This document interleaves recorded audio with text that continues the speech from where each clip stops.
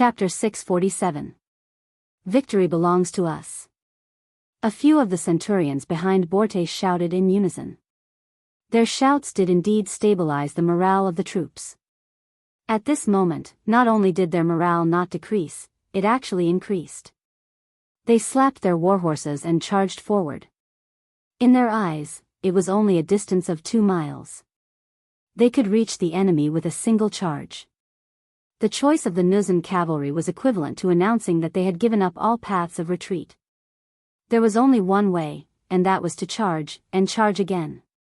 This choice naturally disappointed the cavalry division, the 3rd Regiment of the Cold Vanguard, and the 2 auxiliary cavalry battalions. This also meant that they had no chance of fighting a tough battle. This was especially so for the cavalry division led by Windchaser. They wanted to perform well and fight the legendary Nuzan cavalry head-on. But now, all their hopes were dashed. Even so, they had no intention of stopping.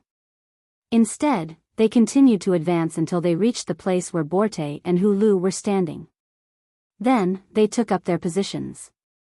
Close to 3,000 cavalrymen lined up in a row. Each of them held a bow and arrow in their hands. They were ready to shoot, not allowing the enemy to retreat to their front.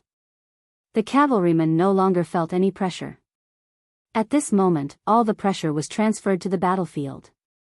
Lu Jua, the commander of the auxiliary troops, who had long been prepared, shouted out his orders. His 4 battalions of 1,600 auxiliary soldiers all held their Type 81 rifles in their hands and prepared to shoot at any moment. Everyone, listen to my orders. Do not let any enemy within 400 meters of us go. Shoot! Lu Jua shouted as loudly as he could. His voice was transmitted to the ears of every soldier. As soon as he shouted, a rain of bullets shot forward without stopping. It didn't look like it was going to stop anytime soon. The sound of gunfire was accompanied by an earth-shattering explosion. Under the leadership of Dao Xiao, the 2nd Guard Division began to pull on the long ropes in their hands, triggering the passive mines buried on both sides of the ground. Every time there was a loud bang, a large number of Nuzan cavalrymen would be inexplicably sent into the air. When they fell to the ground, no matter if it was the people or the horses, none of them could breathe. They were all as dead as they could be. Explosions and gunshots rang out, smashing into the advancing Nuzan cavalrymen like a club. This naturally caused the rhythm of the attack to come to a halt. Fortunately, these cavalrymen's equestrian skills were not bad. They did not collide with each other in this chaotic situation and cause secondary injuries. The Nuzan cavalrymen were all frightened by this scene. Especially the cavalrymen in front and those within 400 meters of the 5-star army camp. After they were all turned into lifeless corpses, no one dared to charge forward. They only instinctively stopped their horses and stared at the front and back. The front was like a valley of death. Any cavalryman who dared to approach within 400 meters would die without exception. The distance of 400 meters was too far for the cavalrymen to catch up. They looked at the bows in their hands that could only shoot for 100 meters. They suddenly felt powerless. Behind them were countless enemy cavalrymen. There were rows and rows of them, as though they could not see the end of them. These cavalrymen held strong bows and arrows. Although they had not fired a single arrow, all of the Nuzan cavalrymen knew that once they turned around and charged forward, they would become the target of the arrow rain. They would be turned into porcupines in an instant. This was what it meant to be trapped in a dilemma. This result made Borte feel as if his brain had short-circuited. It was as if the previous plan was for them to appear in an unstoppable manner and win the final battle. But now, why did it seem like they had become the prey in the eyes of the enemy? They were trapped in a dilemma. Borte was not the only one who was confused. Even the cavalrymen led by Windchaser, who was their opponent, were confused. Other than Windchaser, Deng Yu, Gao Danhua, and Ding Shan, who were originally members of the Cold Vanguard, the others joined the 5-star army later. Most of them had not even seen the most advanced muskets before. How could they know the power of these muskets? But now, they saw the power of these new muskets with their own eyes. They only had half of the strength of the cavalrymen, but they were able to withstand the pressure of the enemy. The enemy did not dare to charge past the last 400 meters, forming a natural chasm of death. It was no wonder that the sixth young master had been so calm and confident. It was no wonder that they were able to achieve a great victory without injuring a single person when dealing with the 2,000 cavalrymen of the Jianghu left guards. It was no wonder that the cold vanguard soldiers, who were infantrymen, were so arrogant when facing the faster and fiercer cavalrymen. It turned out that this was their trump card and their true combat strength. Sighs, admiration, envy, and all kinds of emotions burst out at this moment. At the same time, depression, fear, and trembling emotions appeared one by one on the Nuzan cavalrymen. In just a short while, 600 to 700 of the 3,000 cavalrymen had died in battle. This was because they had stopped moving forward in time. Otherwise, there would have been even more people who would have died. Faced with this unexpected situation, Borte and Hu Lu were at a loss as to what to do. They were at a loss as to what to do next. Heaven and earth were not benevolent, but they would always leave people with a chance to live.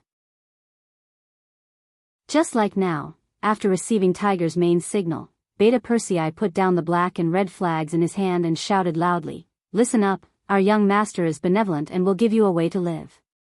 Put down your weapons and lead your horses out to surrender. Otherwise, we will kill 10 of you every minute until you are completely wiped out.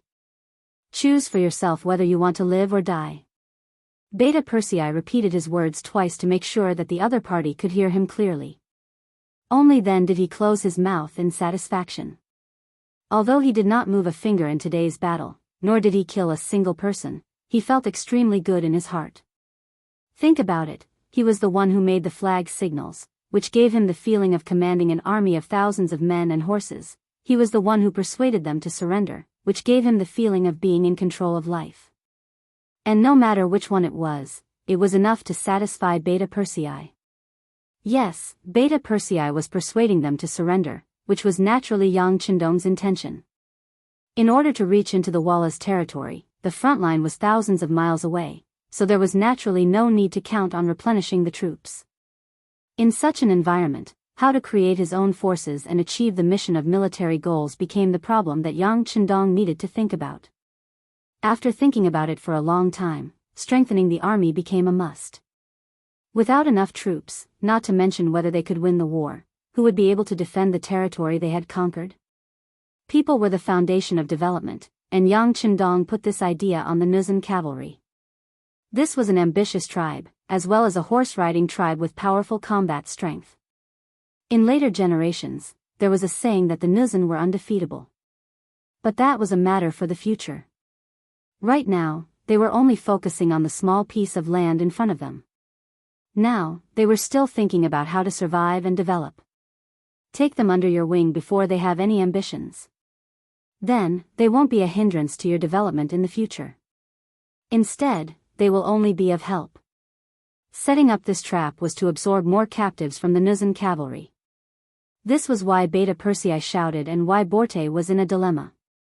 Beta Persei's roar spread out, but there was no immediate answer. After all, to be able to become a cavalry, they were somewhat proud. It was unrealistic to expect them to surrender in the face of difficulties.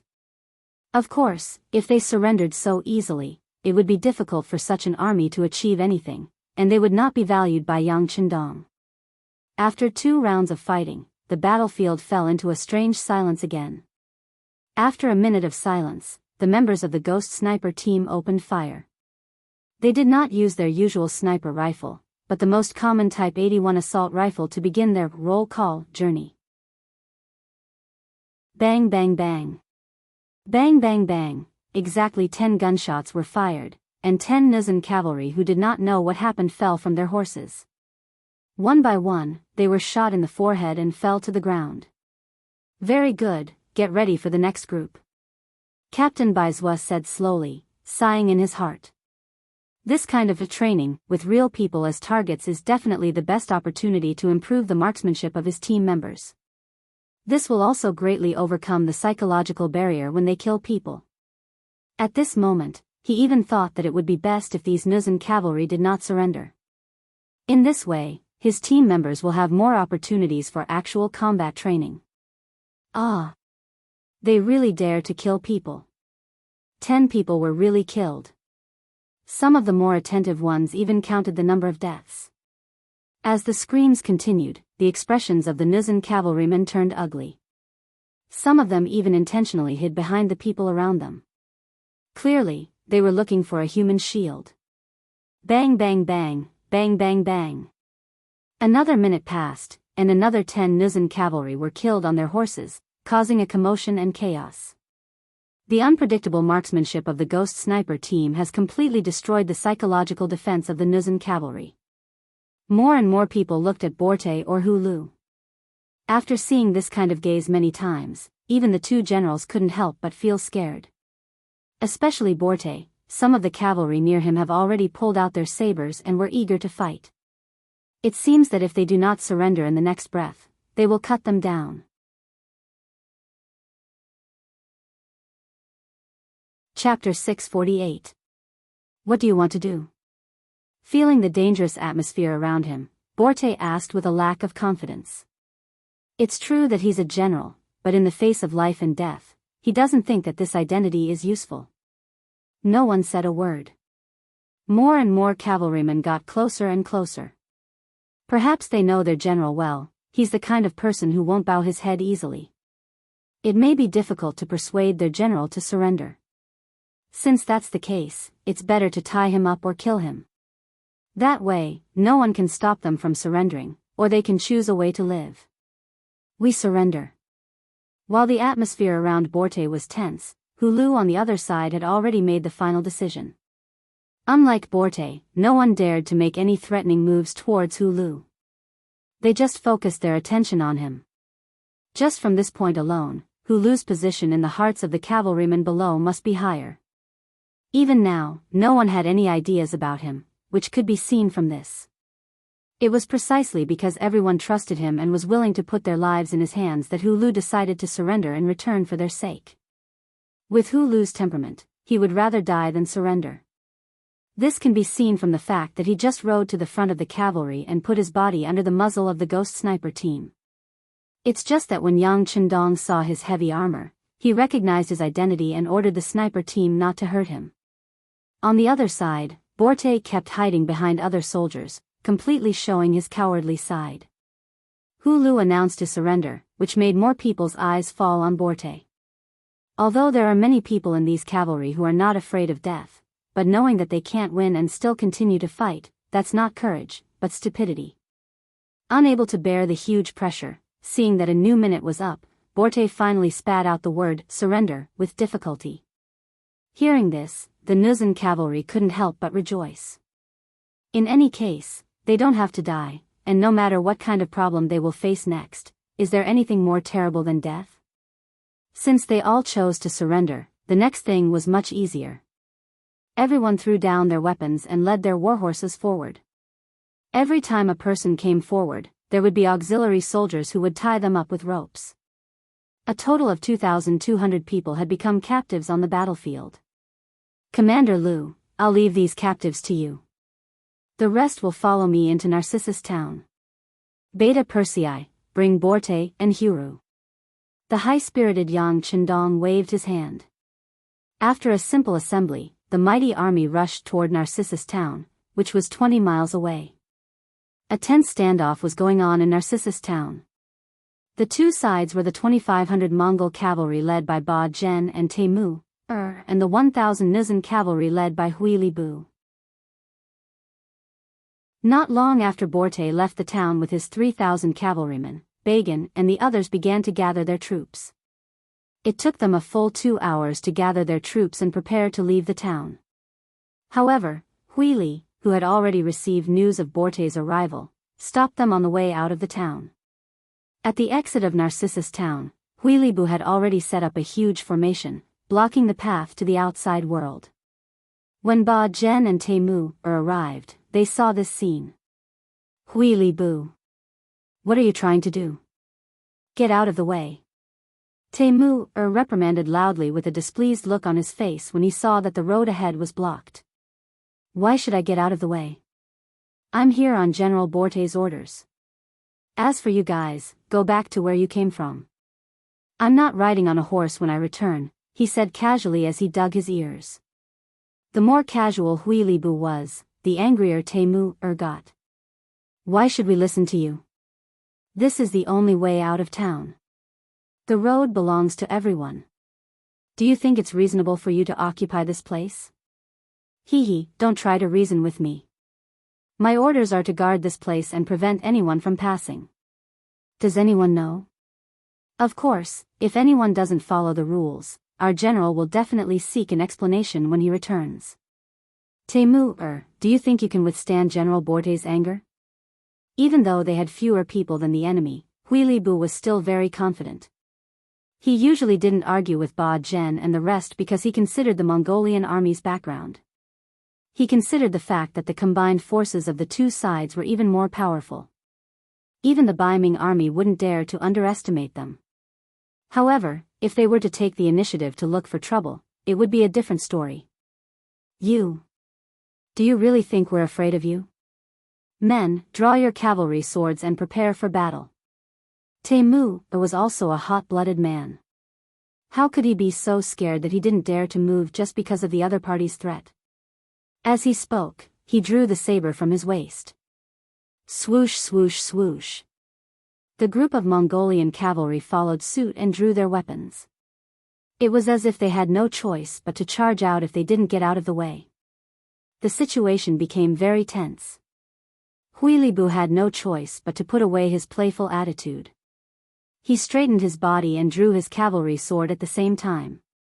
Since Borte asked him to guard this place, he had to guard this place.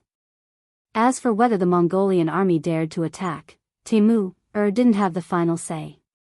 It was all up to General Ba. General Huilibu placed his hopes on Ba General soon. This person appeared.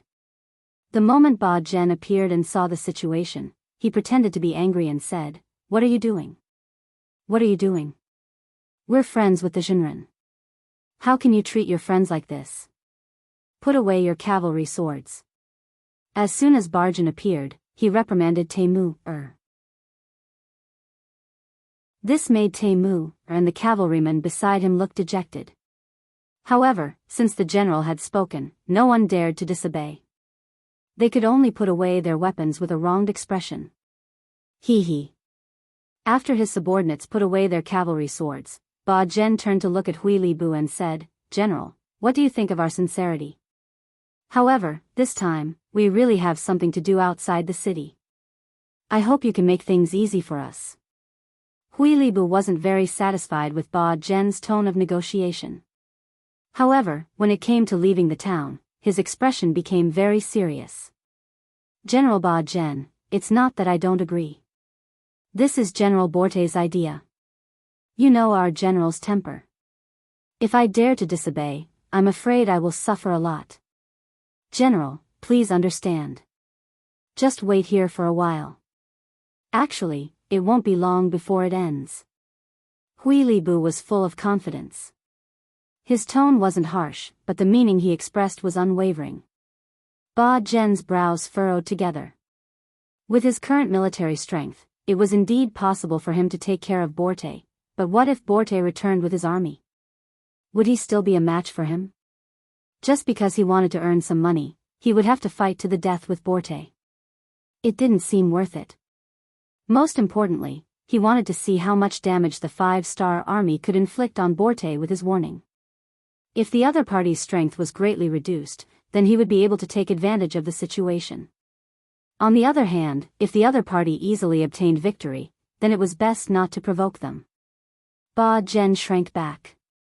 In front of Huilibu, he forced a smile and said, "All right, then I'll wait for General Borte to return before leaving the town." Secretly, he was waiting for the results. Of course, only Ba Zhen knew why he was so weak.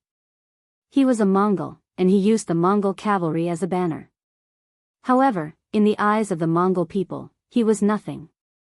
Even now, he hadn't contacted a real Mongol noble, someone who was willing to be his backer and speak for him.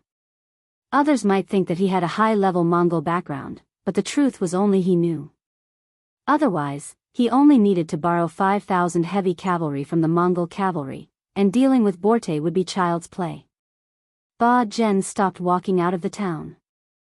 Huilibu had a smile on his face and didn't say anything. However, in the eyes of the other Mongol cavalry, this was a completely different matter. They didn't understand.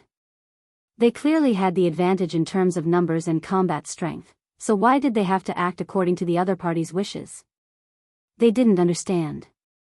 The confrontation had been formed just like that, and before Borte returned, it wouldn't end. Everyone had their own plans. This wait lasted for nearly 2 hours. Then, the ground began to tremble. As a qualified cavalryman, everyone knew that something had happened. Ha ha ha, General Borte must have returned with his army. The first to be happy was Huili.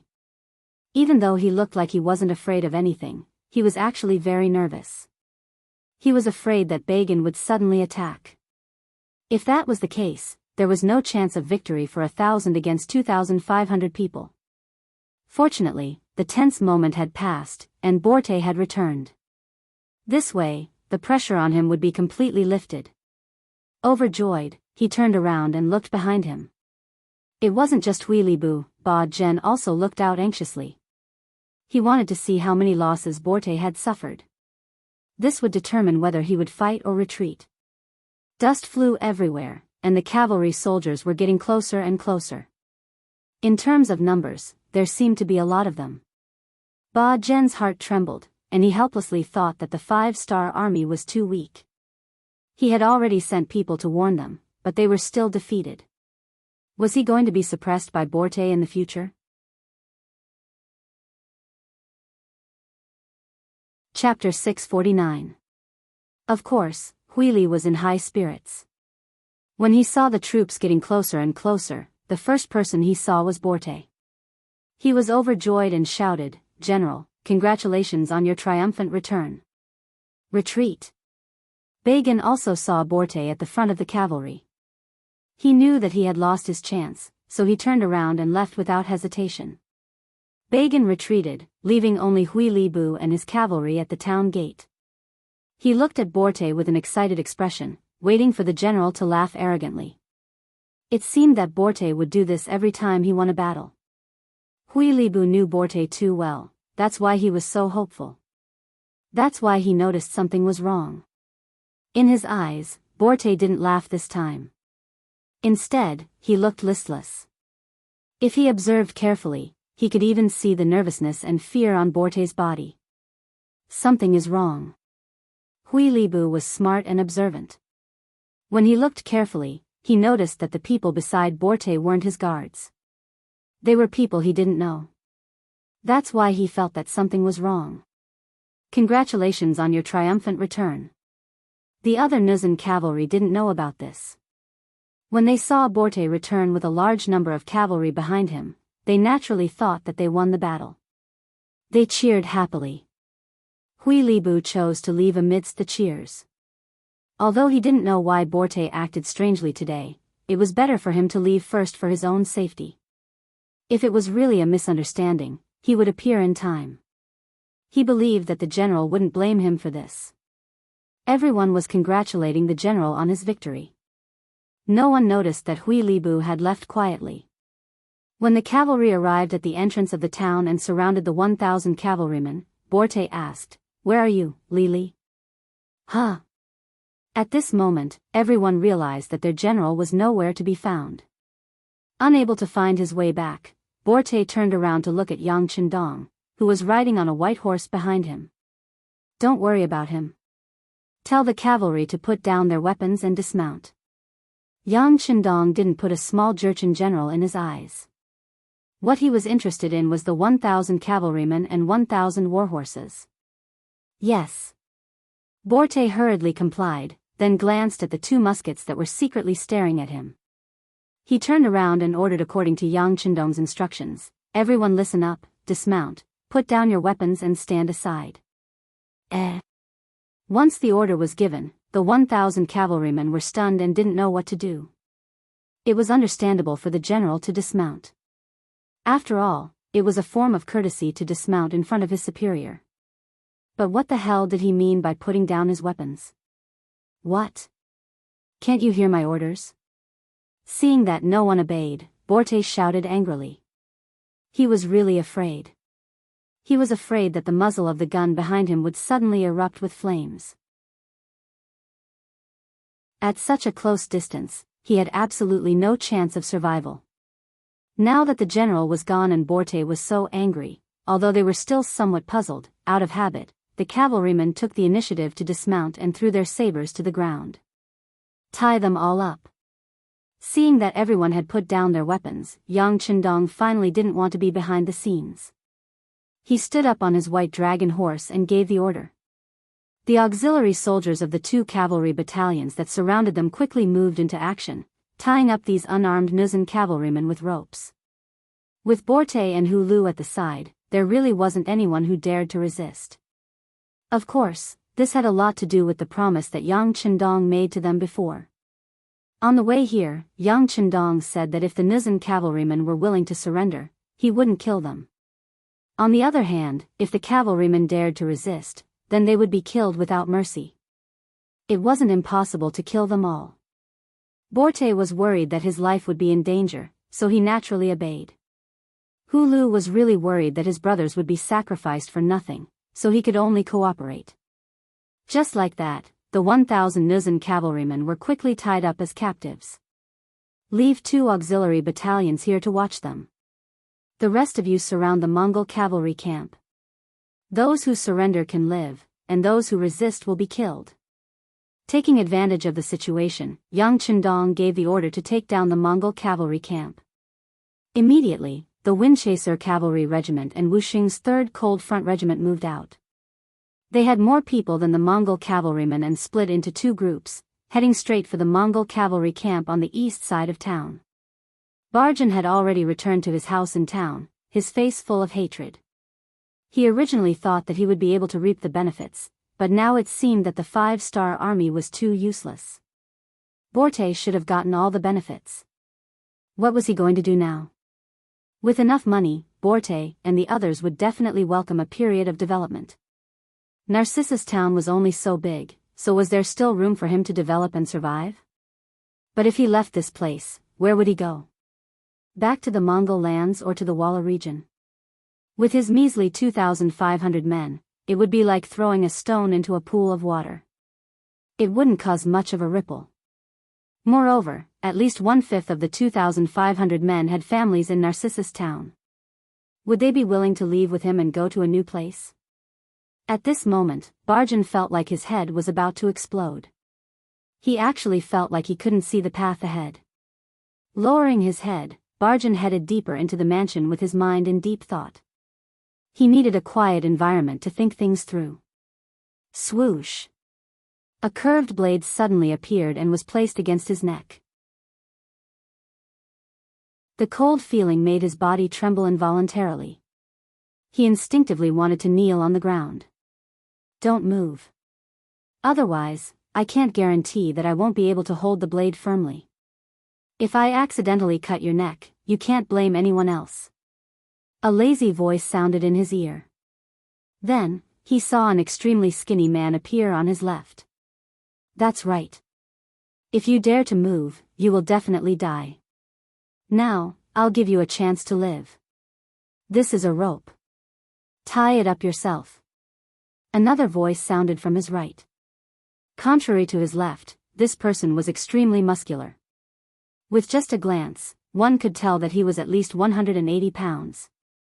These 2 people were the members of the Wolf Fang Special Forces, Shou Ho and King Kong.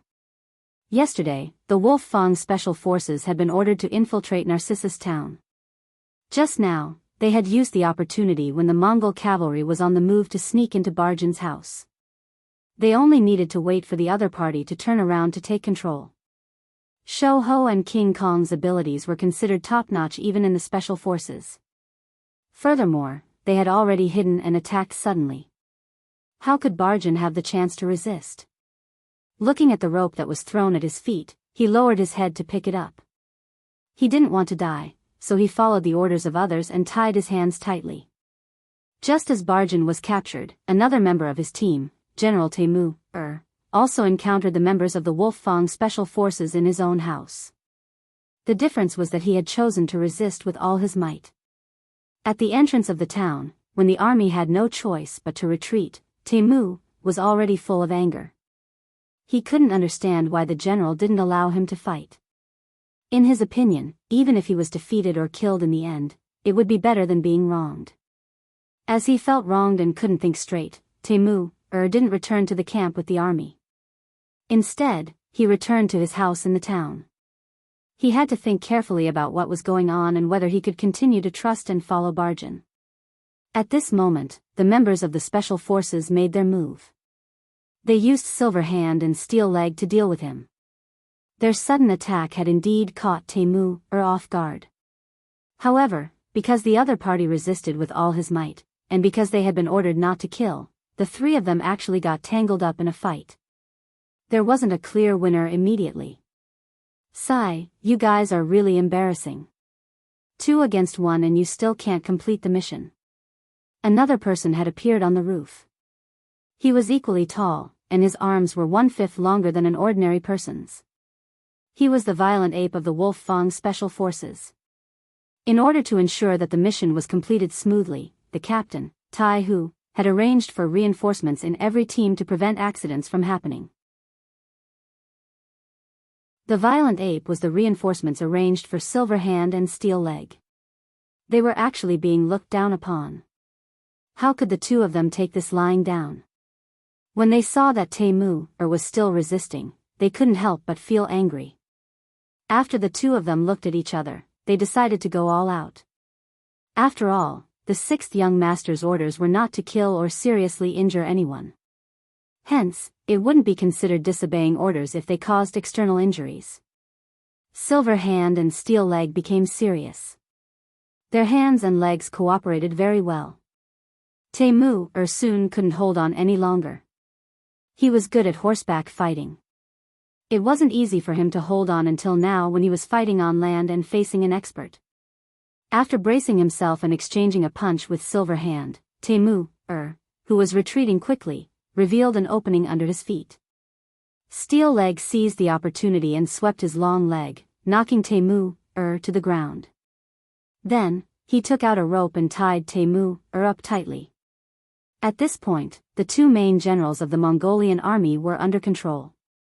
They were brought to the entrance of the Mongolian army camp. Here, they saw Yang Chendong riding on a white dragon horse. Under his extraordinarily tall and handsome figure, he was wearing a red robe. Together with the red 5-star flag beside him, he gave off a dazzling feeling at first glance. At the same time, it naturally reflected Yang Chendong's lofty, grand, and noble aura. 6th young master, I've brought them. Tai Hu, the captain of the Wolf Fang Special Forces, gave a standard military salute and stepped aside, revealing Bagan and Temu behind him. Yang Chendong only glanced at the 2 of them. He nodded lightly and said, I'll give you a chance. Persuade your cavalry to surrender.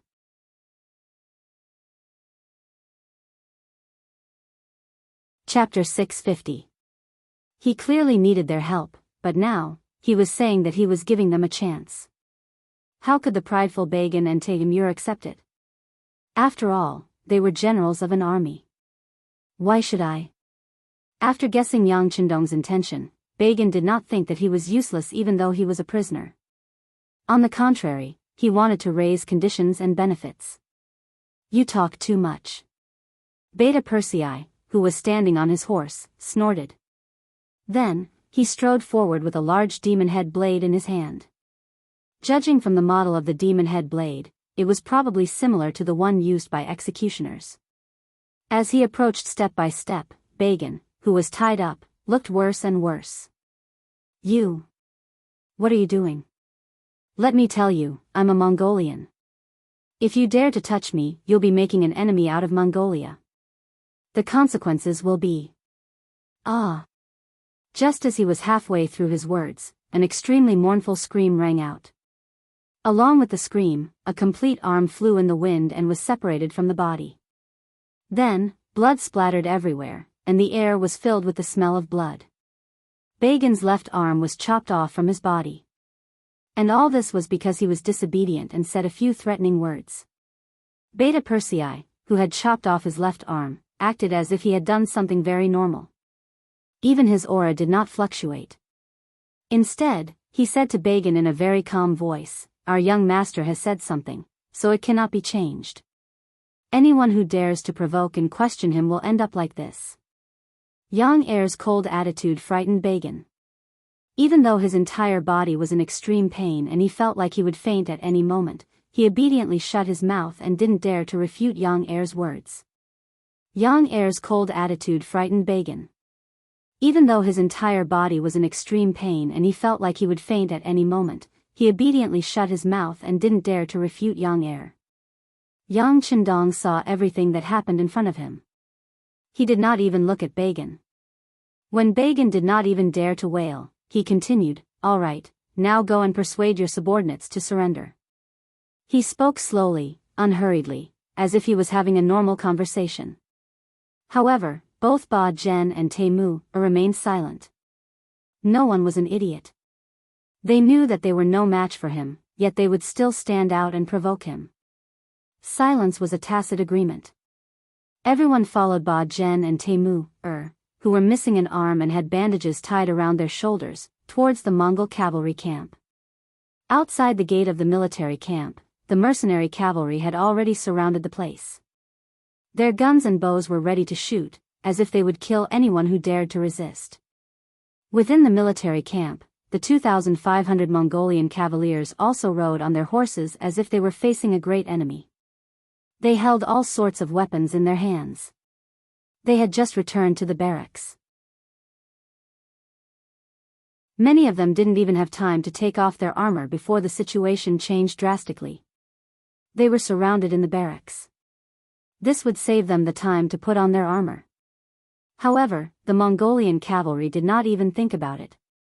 Since the 5-star army could suddenly appear, they would have the time to launch a surprise attack on the camp. But he didn't do that. Could there be a reason? Of course, there was a reason. Yang Chendong wanted to make more Mongolian cavaliers work for him. If they were to charge around like this, who knew how many people would die? These cavaliers could become the elite cavalry of the 5-star army in the future. It was best not to kill them if possible. This was the reason why they only surrounded and did not attack. The funny thing was that these Mongolian cavaliers thought that they had the power to resist and gathered together. Fortunately, they were smart. At the very least, they were not stupid. They knew that they were surrounded and did not take the initiative to attack. If that was the case, even if Yang Chendong wanted to make them work for him, he would have to kill a bunch of them first as an example to others. Originally, both sides were still in a stalemate and the situation was very tense. With the arrival of Ba Zhen and Temu, the atmosphere became even more tense. This was especially so when some of the cavaliers saw that their general, Ba Zhen, had lost his left arm. Some of them could not help but curse. "They injured our general. Let him go. Let our general go. A bunch of cowards who only know how to launch sneak attacks. If you have the guts, fight me face to face. Let the general go and get out of Narcissus town." There were all kinds of shouts, but the strange thing was that there were not many people shouting.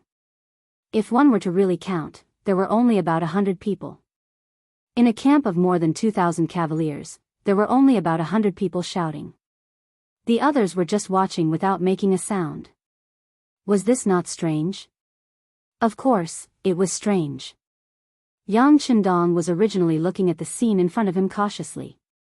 He was thinking about how to get out of this situation. However, when he saw the scene in front of him, the corner of his mouth curled up and he smiled. No matter how others saw it, he finally understood that Ba Zhen, as a general, did not have the hearts of his men.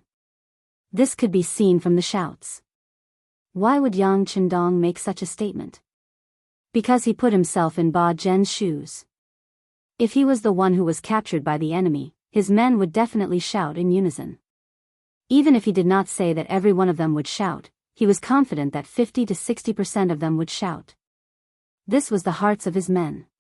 When a general had the hearts of his men, his every move would naturally attract the attention of the soldiers. If he was in any danger, everyone would do their best to help him. Even if they knew that they would be courting death, no one would back down. On the other hand, a general who did not have the hearts of his men could rely on his status to suppress others when nothing happened to him. However, if something happened to him, not only would no one save him, they would even want him to die. After having such thoughts in his heart, Yang Chendong did not act immediately. Instead, his gaze fell on Temu. He pointed at him and said, "Take him out and let him be in charge of persuading them to surrender." Beta Persei was in charge of this matter. He immediately nodded and stretched out his hand to pull Temu to his front. The man, who was about 80 to 70 kilograms, was lifted up like a little chick in his hands. He was then thrown out of the camp entrance. Listen to the young master and persuade them to surrender. This will not only benefit you but also the soldiers. General, are you all right? General, how are you feeling? The moment Beta Persei's voice fell, the Mongolian soldiers in the camp began to shout. Just based on the volume of their voices, there were close to 1,000 people shouting. This was enough to prove Yang Chendong's previous deduction. It also proved that in the hearts of these Mongolian soldiers, Temu's position was much higher than Bagan's. These were the lovable soldiers.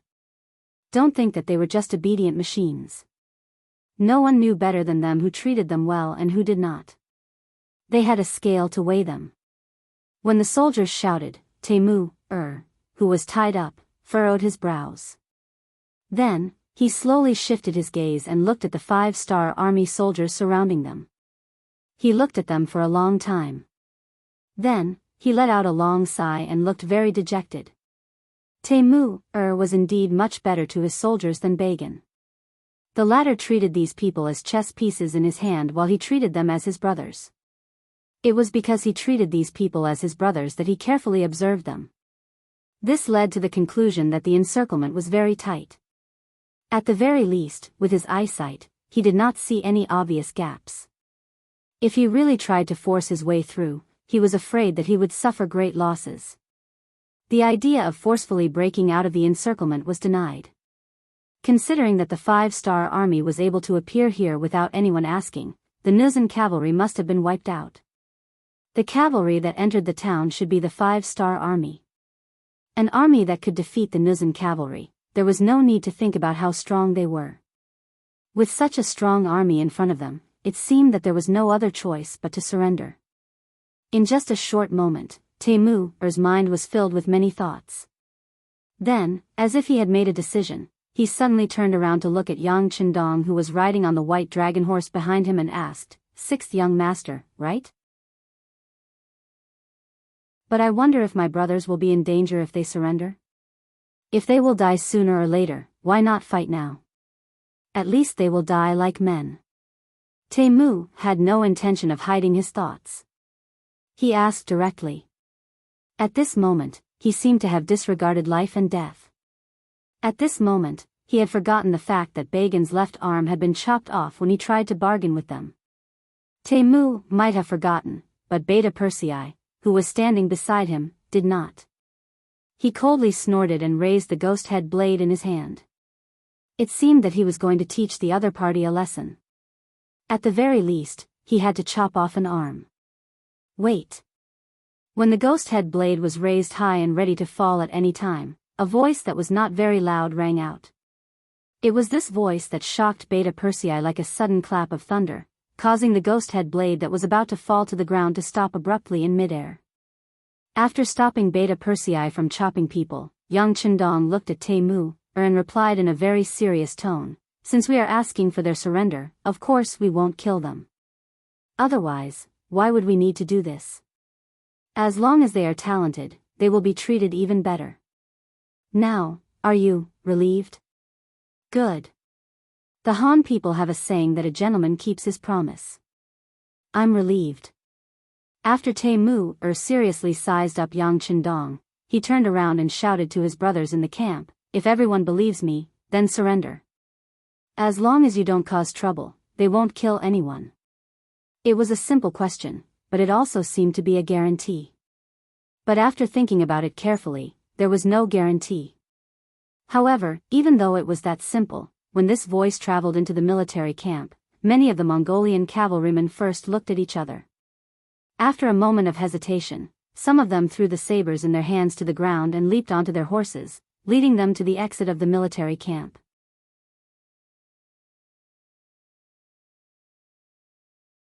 Chapter 651. After the first person surrendered, the second and third quickly followed. Following that, batches of Mongolian cavalrymen threw down their weapons and dismounted from their horses to surrender. After all, it was a team of more than 2,000 people. Even if they came out one by one to surrender, it would still take some time. After more than 2 hours, the surrender ceremony finally came to an end. At that moment, there were still about 100 men on horseback in the military camp. They were still standing there and did not seem to be moved by Temur's words. More than 2,300 men had already surrendered. This was enough to prove Temur's position in the eyes of these cavalrymen. It made Yang Chendong see him in a new light. He was very satisfied with this number. As for the remaining 100 men, based on his perverted memory, most of them were the cavalrymen who had supported Bagan earlier. He did not know what they were thinking, but they did not surrender immediately. However, that was not important. Only by doing things one step at a time could one achieve success. Similarly, when dealing with soldiers, one had to use both the carrot and the stick to better control the hearts of the soldiers. Now, it seemed like it was time for them to show their strong and domineering side. First and second guards, get ready. Raise your guns and fire. He was still riding on the white dragon horse. When the breeze blew, his red robe fluttered gently. Following that was Yang Chendong's calm and normal voice. The two captains, Qiu Vi and Dao Shao, tensed up the moment they were called by Yang Chendong. When they heard the order to raise their guns, their bodies could not help but cooperate. As they typed, their guns shot out beams of light and flames. Pa-pa-pa. Pa-pa-pa. Before many people were ready and did not know what was going on, gunshots rang out. What entered their eyes was the scene of the Mongolian cavalrymen in the military camp falling from their horses with blood splattered all over their bodies. In the eyes of the 60 guards, there were only a little over 100 men. It did not even reach the number of enemies in one wave. When they finished off the enemy, some of the guards who were slow to react only fired one shot.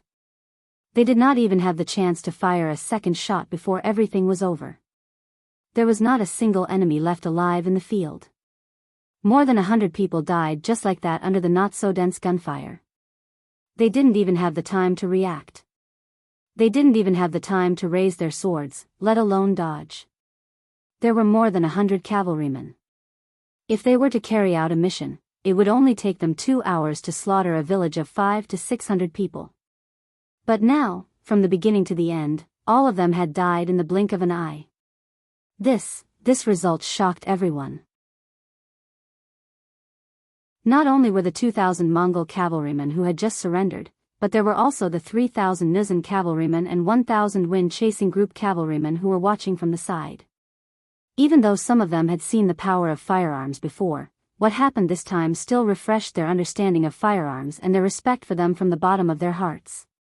As a result, when some people looked at Yang Chendong, who was wearing a golden cloak, their expressions became much more solemn. They couldn't tell if it was fear, terror, respect, or worship. With the death of more than 100 people, the work of recruiting the surrendered cavalrymen was over. The next step was to count the number of people and resources. These were naturally done by professionals. Yang Chendong took advantage of this time to turn around and walk around Narcissus town. It was only a morning.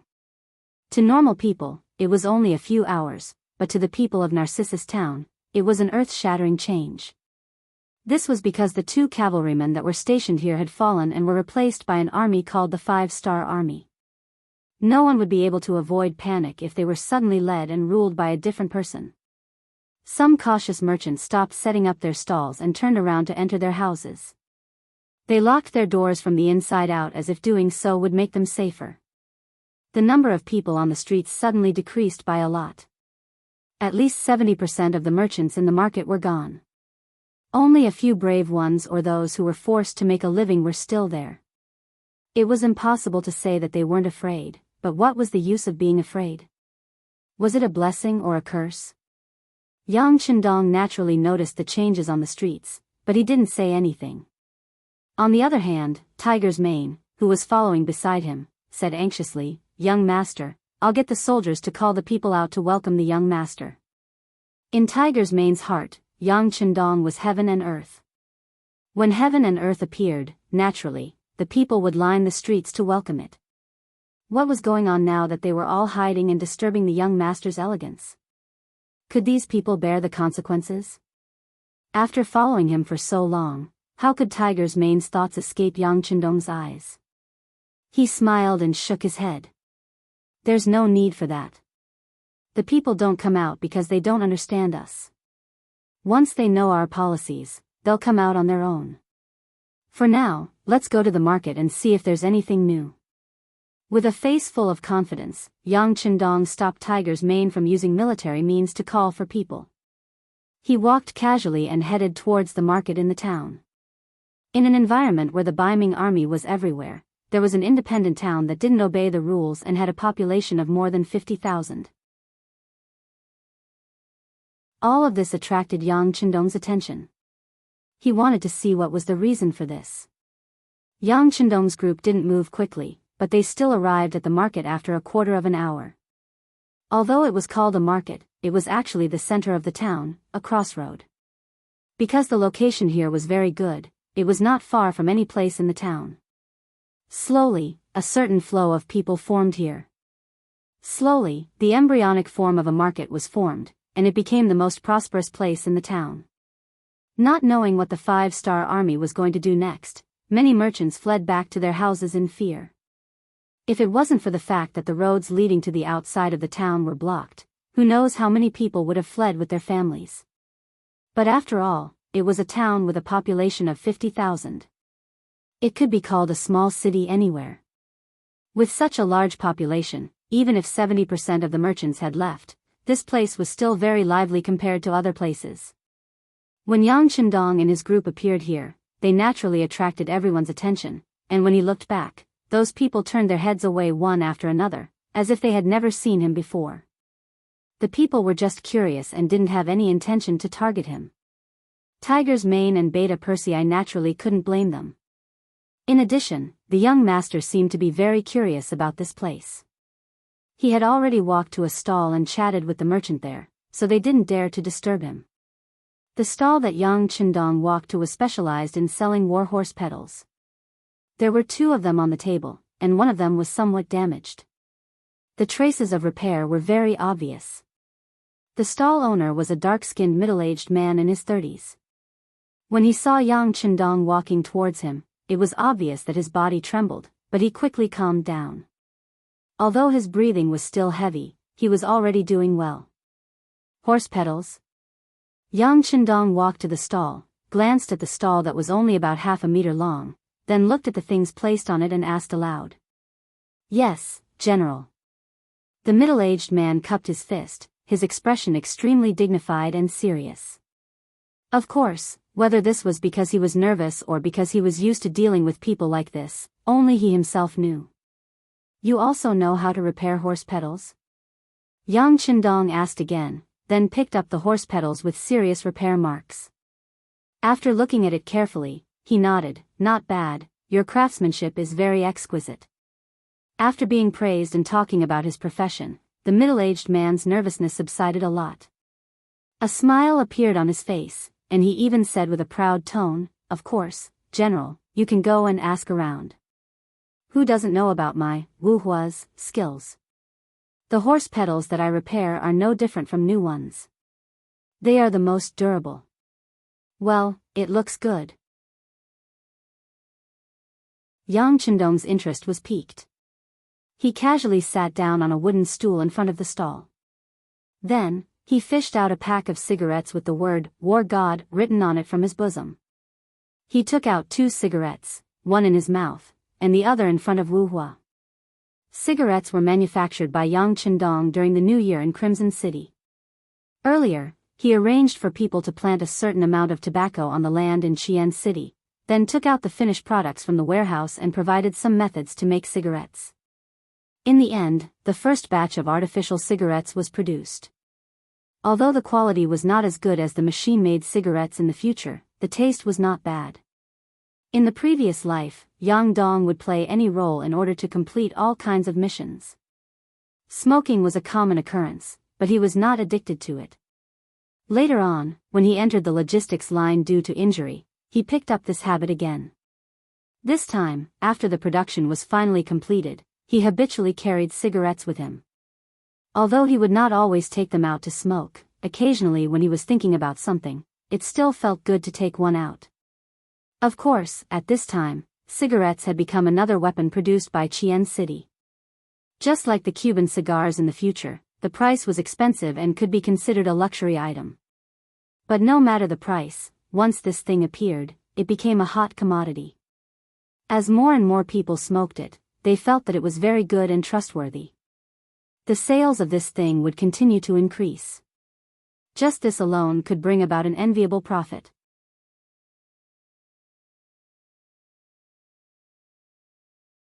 Chapter 652. Let's get back to business. Wu Hua watched Yang Chendong smoke a cigarette and handed him one. After a slight hesitation, he reached out and took it. Then, he lit the cigarette with the match and took a puff like Yang Chendong. Perhaps because he used too much force, he, who had never smoked a cigarette before, involuntarily coughed violently. Then, his face turned red. "Old Wu, are you okay? Brother Wu, how are you?" Some of the stalls nearby had been paying attention to the situation here. When they saw Wu Hua's uncomfortable appearance, several people asked with concern. From this point alone, Wu Hua's popularity was still very good. "He's fine. He just smoked a little too much.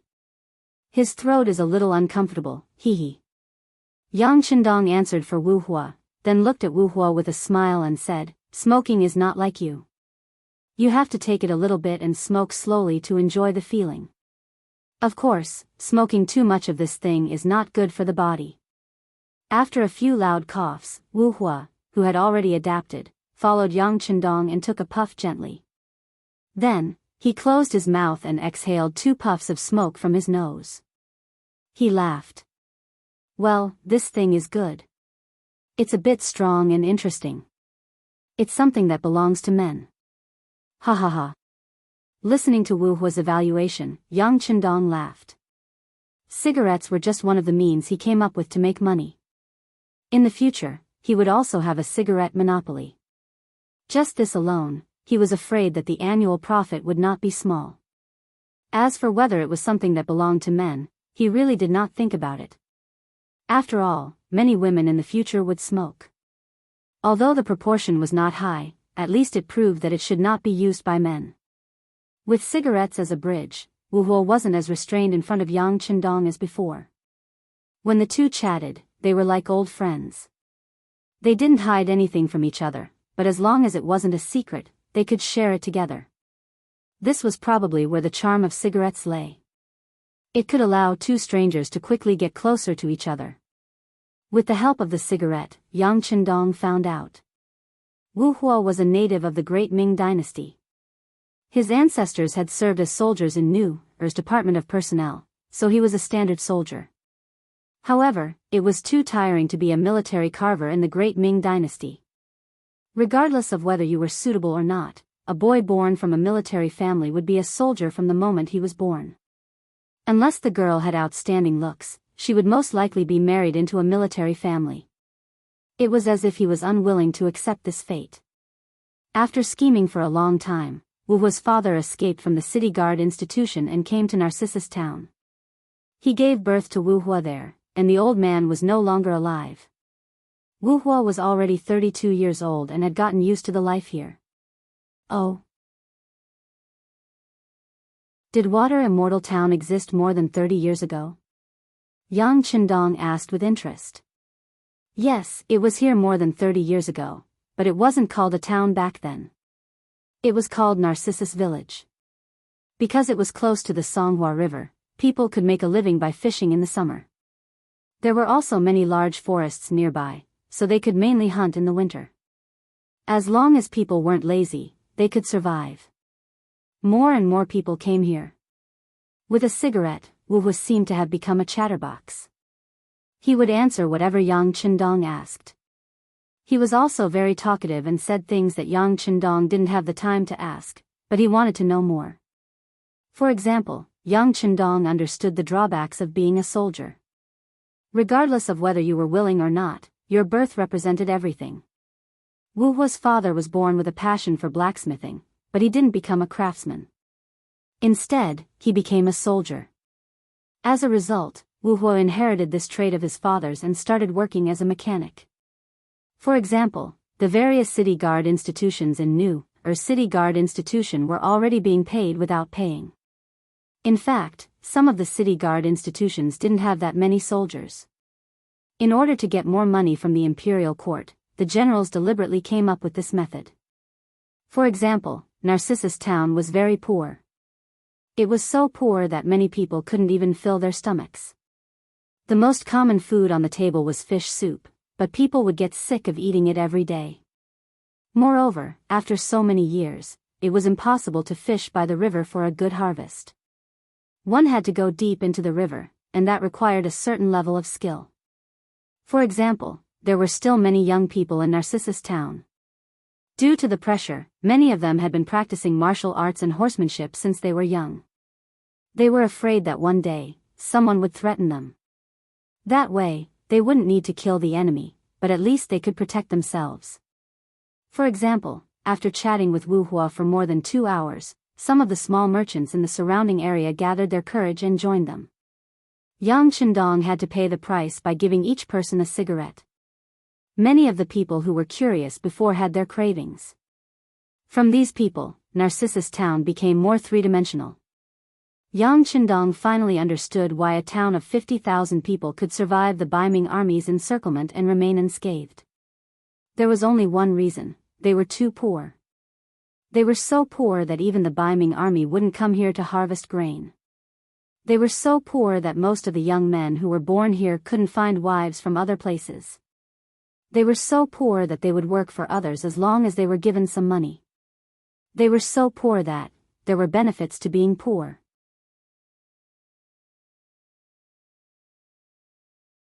They would judge the past of the Nuzhan cavalry and the Mongol cavalry. If they were guilty of any wrongdoings, they would be judged and executed on the spot to give the townspeople justice. The news spread like a gust of wind into the ears of the townspeople who were walking on the streets. Then, through their mouths, it spread to the townspeople's homes. According to the 5-star army, they hoped that the townspeople would be able to attend the public trial tomorrow morning. Those who were wronged could seek redress on the spot, and those who weren't wronged could also go and watch the show.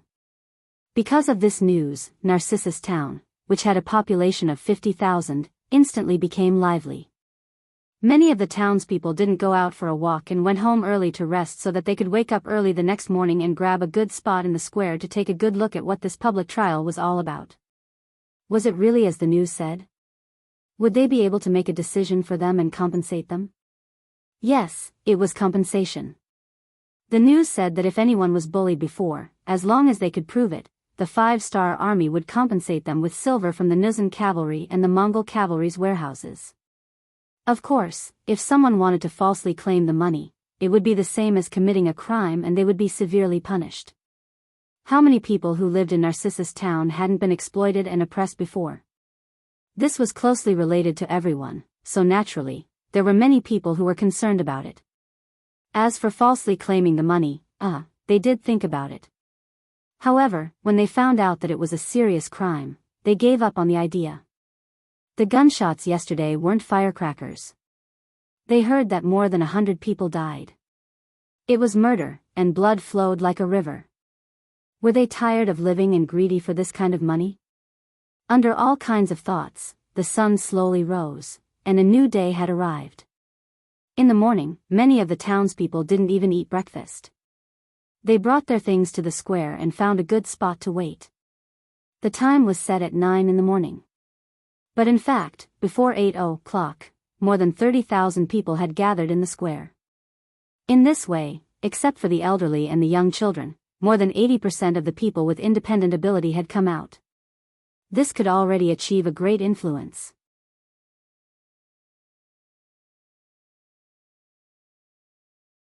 Chapter 653. Yang Qindong listened to Tiger's Mane's report as he walked out of Borte's spacious house. Yang Qindong smiled when he heard that there were more than 30,000 people. Their first step was already so successful. As long as everything went smoothly, they would become stronger.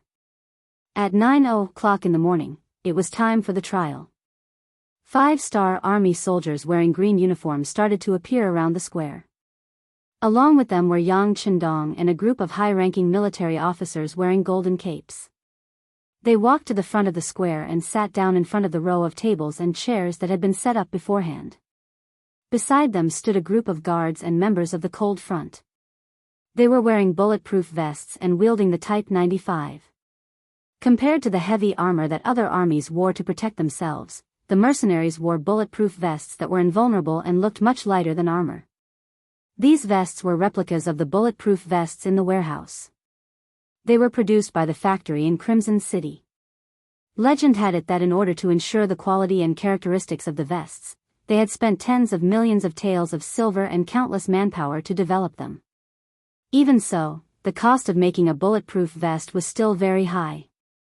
Up until now, only the members of the Cold Front who had undergone strict training and tests were allowed to wear one. Even the auxiliary soldiers were not allowed to wear one. It was just a piece of protective clothing. Just the research and development alone cost close to 10 million taels of silver. This was equivalent to 3 years of Northern Ming or Southern Ming's national treasury's income. Just from this alone, one could see that Yang Shi was extremely wealthy. Of course, the benefits of having these vests were self-explanatory. Unless the target was the eyes or mouth, it would be very difficult to hurt the Cold Front. This was because not only were they wearing bulletproof vests, but they were also wearing a helmet called Kevlar. Yang Qindong personally named it the Immortal Helmet. With the appearance of the undying helmets and bulletproof vests, the personal safety of the Cold Vanguard warriors was raised to a whole new level. It was easy to imagine how powerful and stunning they would be on the battlefield. After all, Narcissus Town had been ruled by the Jurchens and Mongolians for so long. No one could be sure that there were no extremists in the town. This highlighted the importance of the guards in the Cold Front, not to mention the existence of the 6th young master. His safety would always be Yang Xie's #1 priority.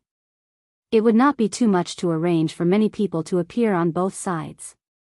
The residents of Narcissus Town naturally felt a chill down their spines when they saw the generals and the soldiers that appeared so majestic.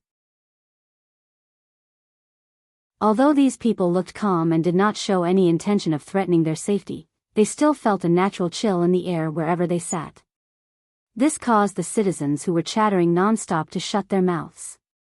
And the place became quiet. Chen Bo, the political commissar of the 3rd Regiment who was ordered to host the meeting, saw this silence and was naturally very satisfied. Using this opportunity, he held a simple megaphone and shouted, "I hereby announce the start of the public trial. The first item is to fire a shot to salute the citizens of Narcissus Town who were murdered or wronged. May their souls be at peace after today's meeting. All musketeers, listen up. Fire 3 times. Fire. Bang. Bang. Bang. Bang." A company of Cold Front soldiers stood at the side of the square. After the order was given, they all raised their guns and fired at the sky. Their formation was extremely neat and uniform. It felt as if the 100 of them were one person. Not only were their movements orderly, but even the frequency and speed of their shots were the same. Although it was 100 people firing, when the sound reached the ears of the people in the square, the gunshots were very uniform. It was as if there were only 3 gunshots and everything was over. Wow! So powerful. So mighty. How did they do it? There are so many of them, but it feels as if they are one person.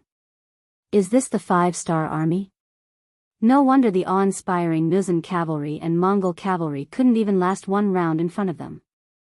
With this kind of army, with this kind of military discipline, how can they not win a battle?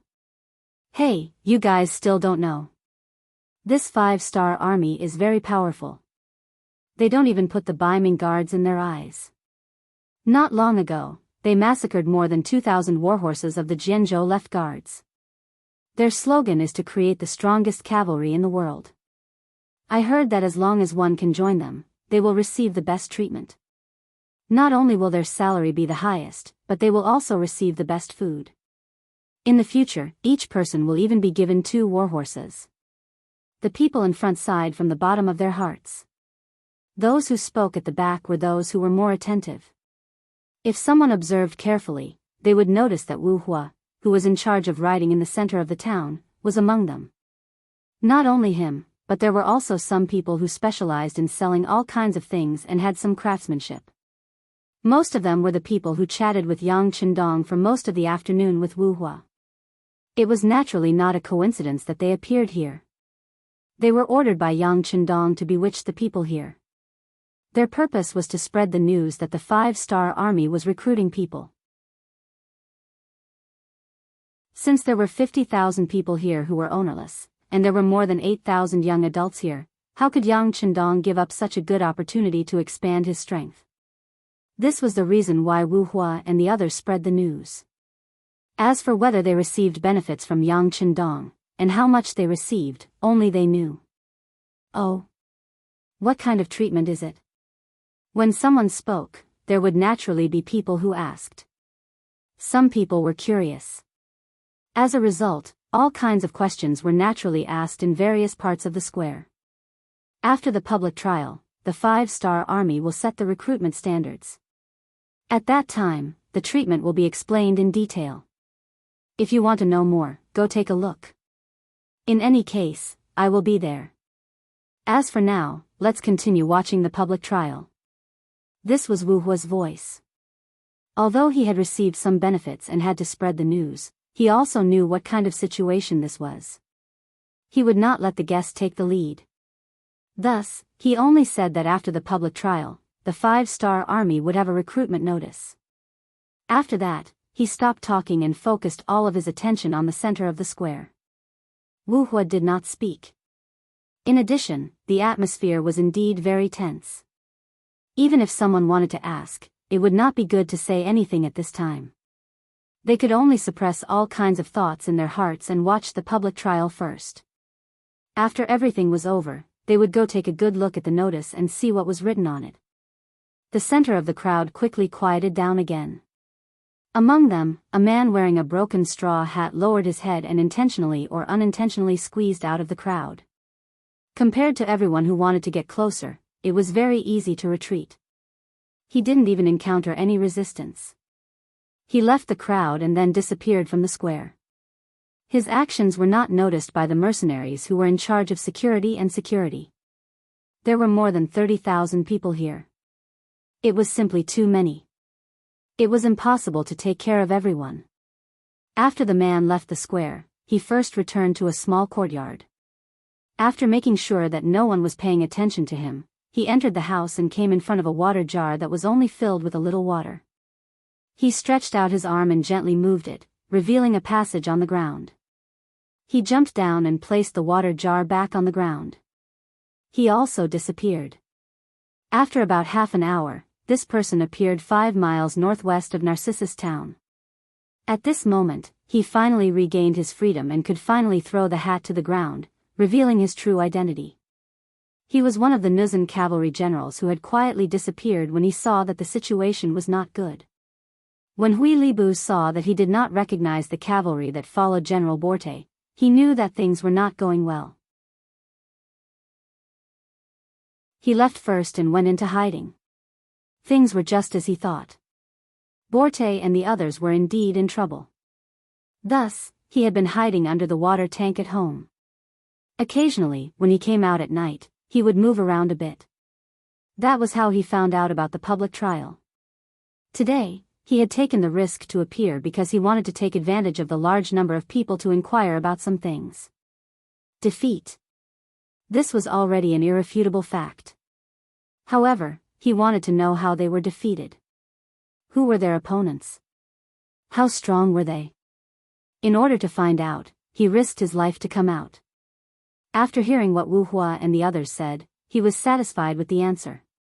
The 5-star army dared to go against the Baiming guards and stole more than 2,000 war horses. Just based on this, they were doomed. This was something that even the Nuzan and Mongol cavalry did not dare to do. He thought that he had found out a huge piece of information. After coming out of the tunnel, he identified the direction and headed towards the Saha River northwest of Narcissus town. That was the nearest Baiming 1,000 households. He wanted to inform them of the 5-star army's actions. After this incident, Baiming would definitely not let the 5-star army off. When two tigers fought, one was bound to be injured. If he grasped the opportunity, it might be time for him to lead the Nuzan cavalry to rise again. Hui Libu did not leave and left quietly. At this moment, the public trial was in full swing in the largest square of Narcissus town. The first rule of the public trial was to fire the gun. It was to show off one's strength and also to pay respect to the victims. At that time, people were very superstitious. They believed that a person's soul would remain after death. Those who died unjustly would not leave unless they took revenge. Now that the gun was fired, it was equivalent to using this superstition to let the 5-star army take the rightful position.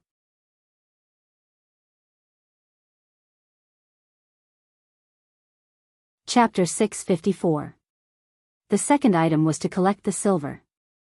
Following the capture of Borte, Bagan, and the other generals, the silver that was controlled by the Jurchen and Mongol cavalry had become one of the spoils of war. A lot of money was taken out from there. At this moment, the 5-star army brought them out and gathered them together in the square. Very quickly, a mountain of silver appeared in everyone's sight, shining with a silver light. Many people's eyes were filled with excitement and excitement. Due to Narcissus town's unique location and environment, the people here were all very poor. Sometimes, they couldn't even settle their meals, let alone have any savings at home. Now that so much silver was placed in front of everyone, it would be a lie to say that no one was moved. Especially when they knew that the silver would be given to the victims as compensation, some people's eyes lit up. No matter how good the words were, no matter how good the guarantees were, it was not as convincing as a mountain of silver. For a moment, the entire square was filled with a restless mood. If it wasn't for the fact that there was a company of fully armed cold spear warriors guarding the silver mountain, who knew how many people would have rushed up and snatched the silver mountain clean. The appearance of the mountain of silver also stirred up everyone's emotions. At this moment, the public trial was proceeding as usual. The third item was to bring people to commit crimes. Borte and Hulu of the Jurchen tribe, as well as Bagan and Momu, of the Mongol cavalry, were brought to the square. There was already a wooden rack with names written on it. After these people appeared, they were tied to the wooden rack according to their names. Their hands were tied, and their heads drooped. Their bodies were not free at all, and they did not look like generals at all. This was especially true for General Bagan.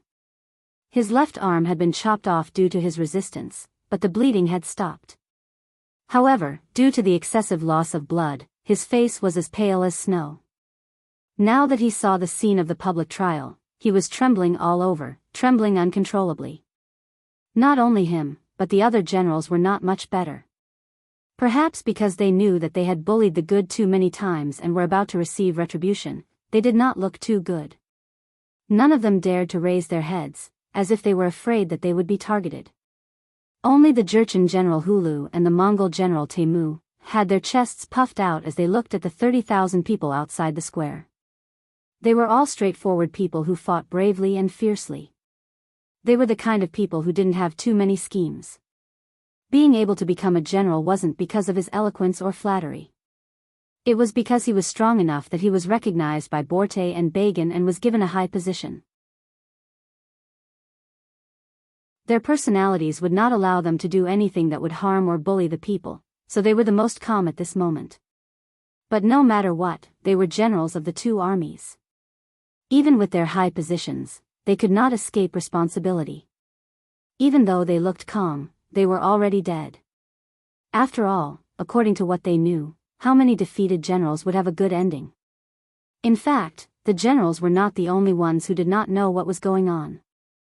Even the 30,000 people who came did not know what was going on. They only thought that it was like an execution at the market. Since they were the defeated army's generals, they would definitely die.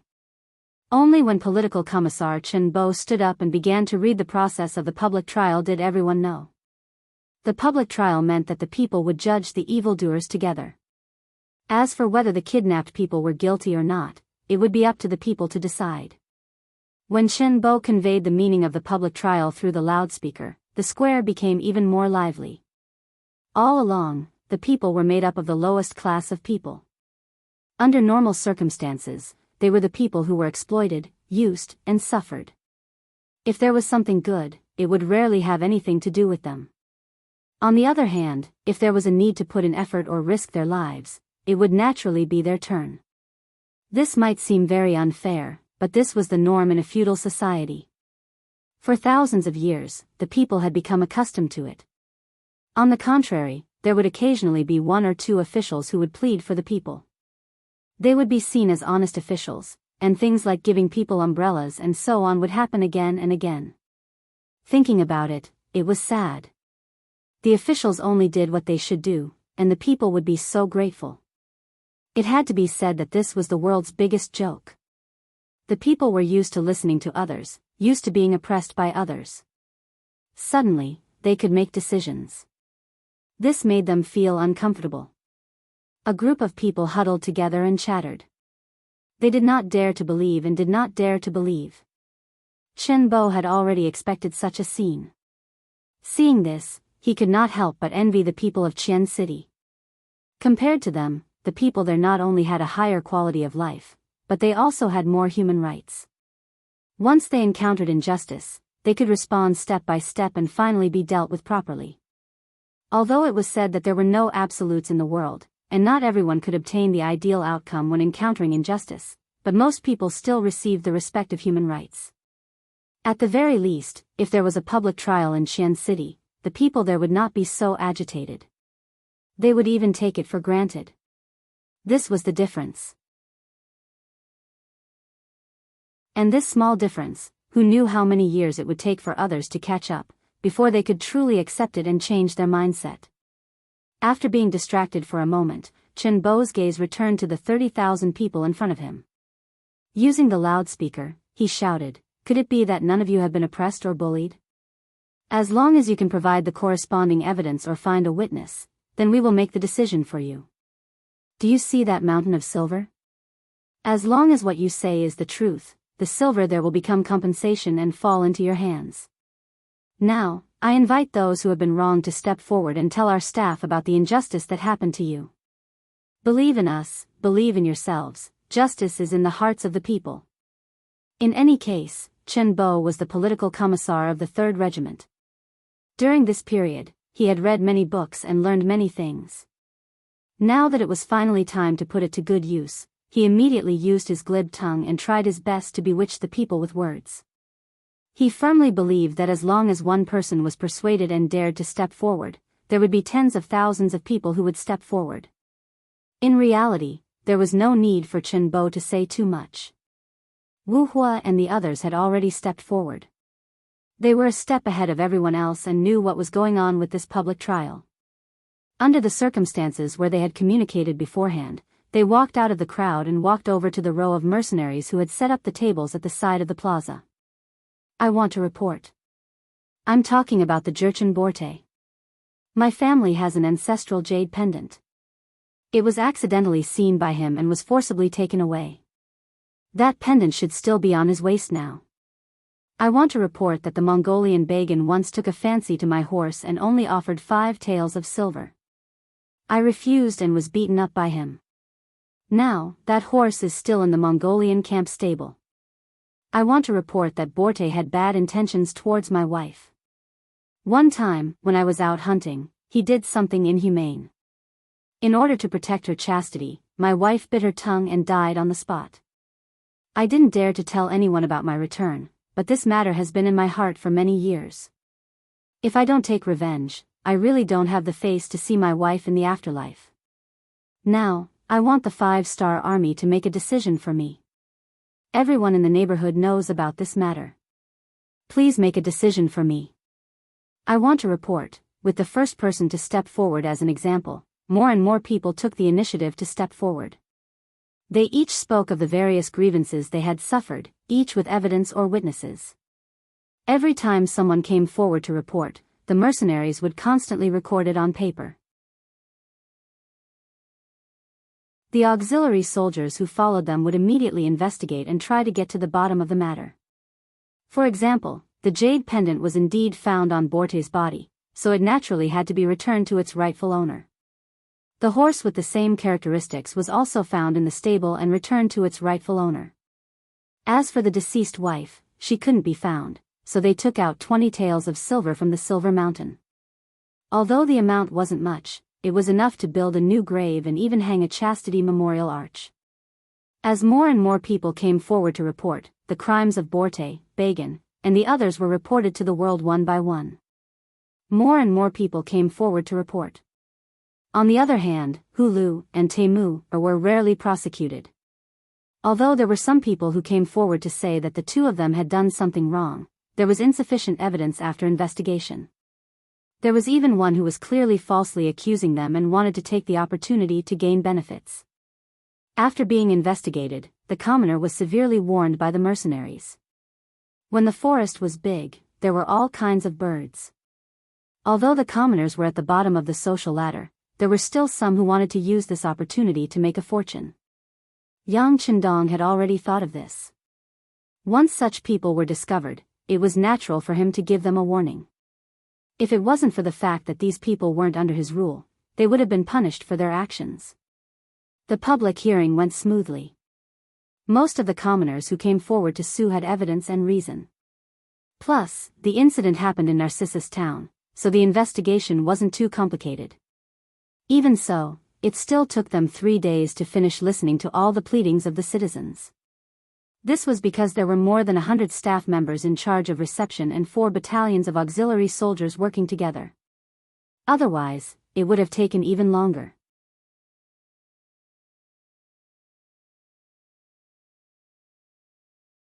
Chapter 655. 3 days later, the silver disappeared. It was all given out as compensation. The 5-star army had truly become a protective force that cared for the citizens of Narcissus town. On the same morning, the final item of the joint trial, the sentencing. It officially began. Chen Bo was still the one presiding over the meeting. In his hand, he held a statistical report of the 3 days since the public trial. Using the loudspeaker, he read it out loud. Borte was indicted for 17,832 crimes. After verification, he was found to have been an accomplice for 17,725 crimes. Due to his heinous crimes, he was sentenced to the punishment of death by 1,000 cuts. Bagan was indicted for 15,347 crimes. After verification, he was found to have been an accomplice for 14,628 crimes. Due to his heinous crimes, he was sentenced to the punishment of death by 1,000 cuts. Centurion Zhang Maoxiu was indicted for. The loud and clear voice kept ringing in the air above the square. The people whose names were called had a look of despair on their faces. At that moment, even death had become a kind of happiness because they still had to go through thousands of cuts before they could close their eyes and die. As the crimes were read out, the first cry was heard in the square. Then, more and more cries were heard. These were the spontaneous cries of the people who had suffered, and been wronged. Originally, they thought that they would never be able to get justice for the injustice that happened to them.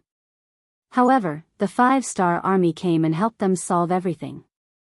At this moment, in their hearts, the 5-star army was like their parents who had given them a new lease of life. At this moment, they were probably willing to do anything that was asked of them. Of course, not all generals were sentenced to death. For example, Hulu and Taimuching were special cases. The only reason they were sentenced to death was because they had beaten and scolded the soldiers under them. It was also because they expected better from the soldiers, so it wasn't considered a crime at all. Even though Yang Chendong didn't advocate corporal punishment, there were still some recruits who liked it. It was useless to reason with such people.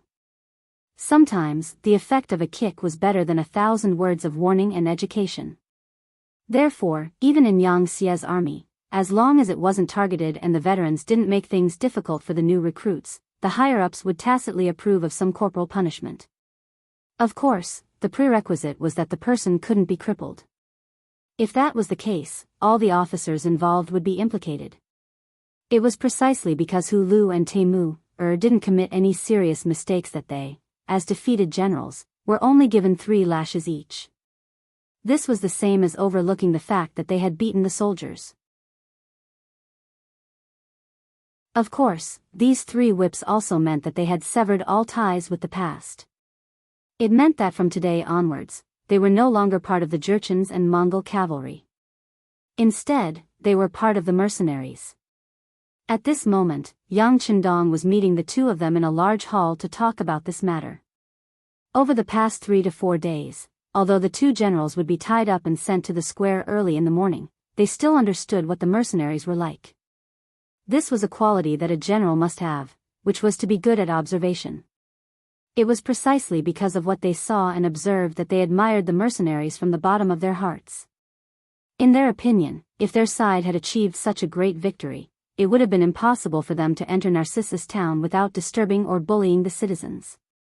Not to mention, over the past 3 to 4 days, not only did the mercenaries not harm a single civilian, they even went into the homes of the civilians after training to chop firewood, fetch water, and do other things within their capabilities.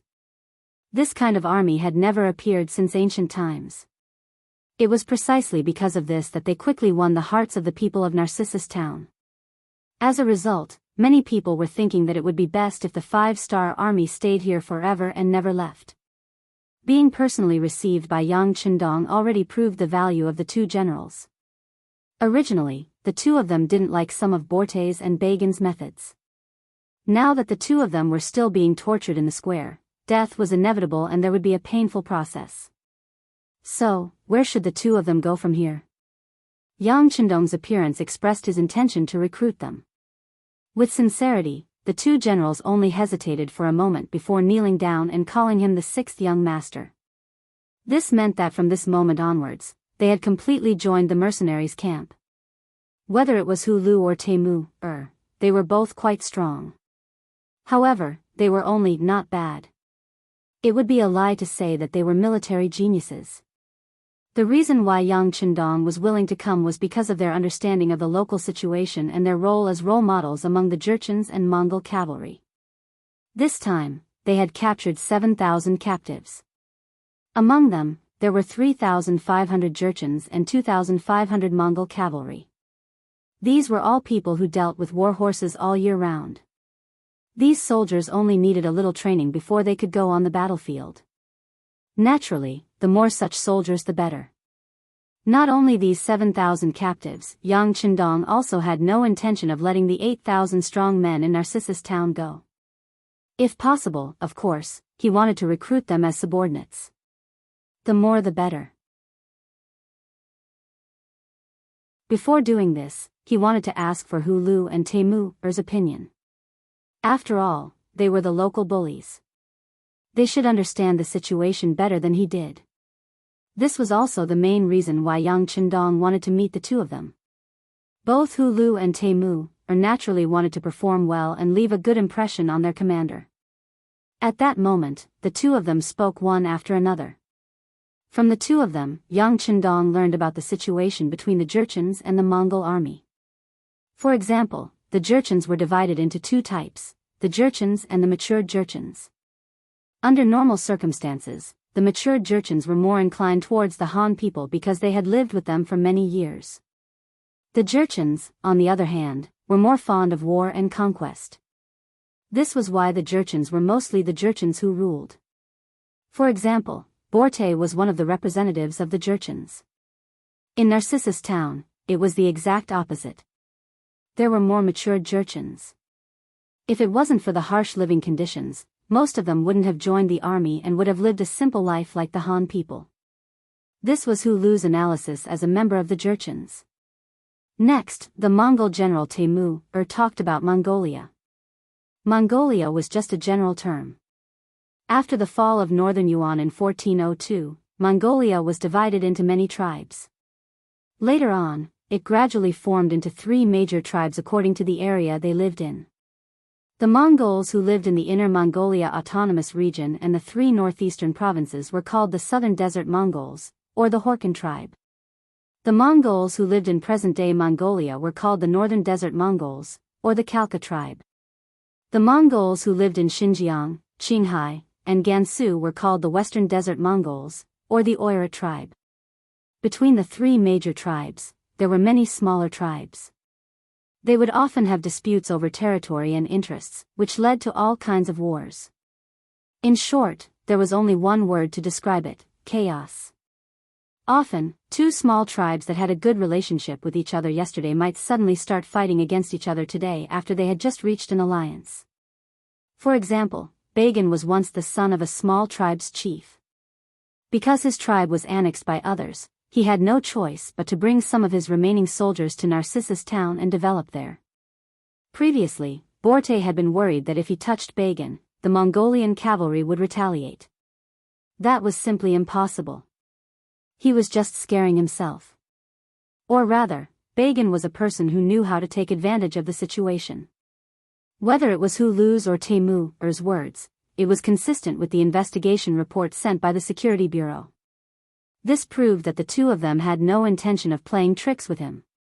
Yang Chendong was naturally very happy.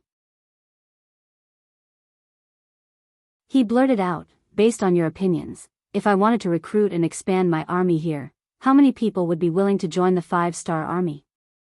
In order not to attract the attention of Baiming, Walla, or even the Mongolians, Yang Chendong planned to use the name of the 5-star army before he developed enough strength in this area.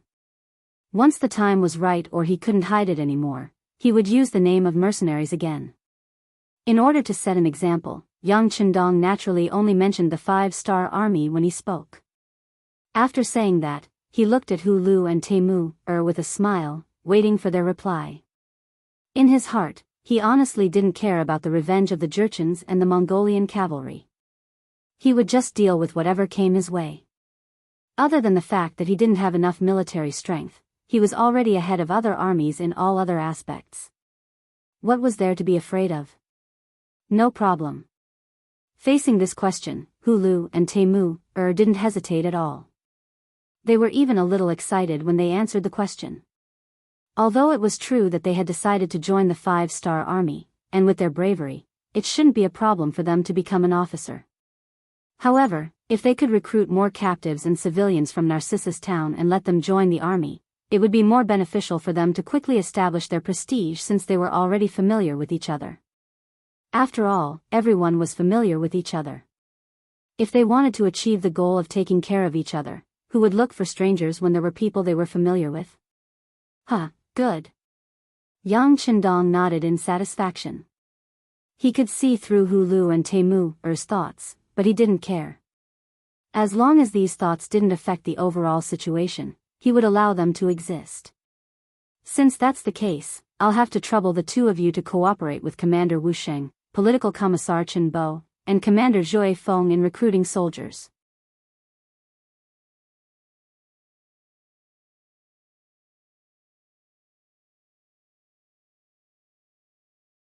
That was to say, as long as Yang Chendong was willing to accept all of them, the number of new soldiers would increase by 14,000.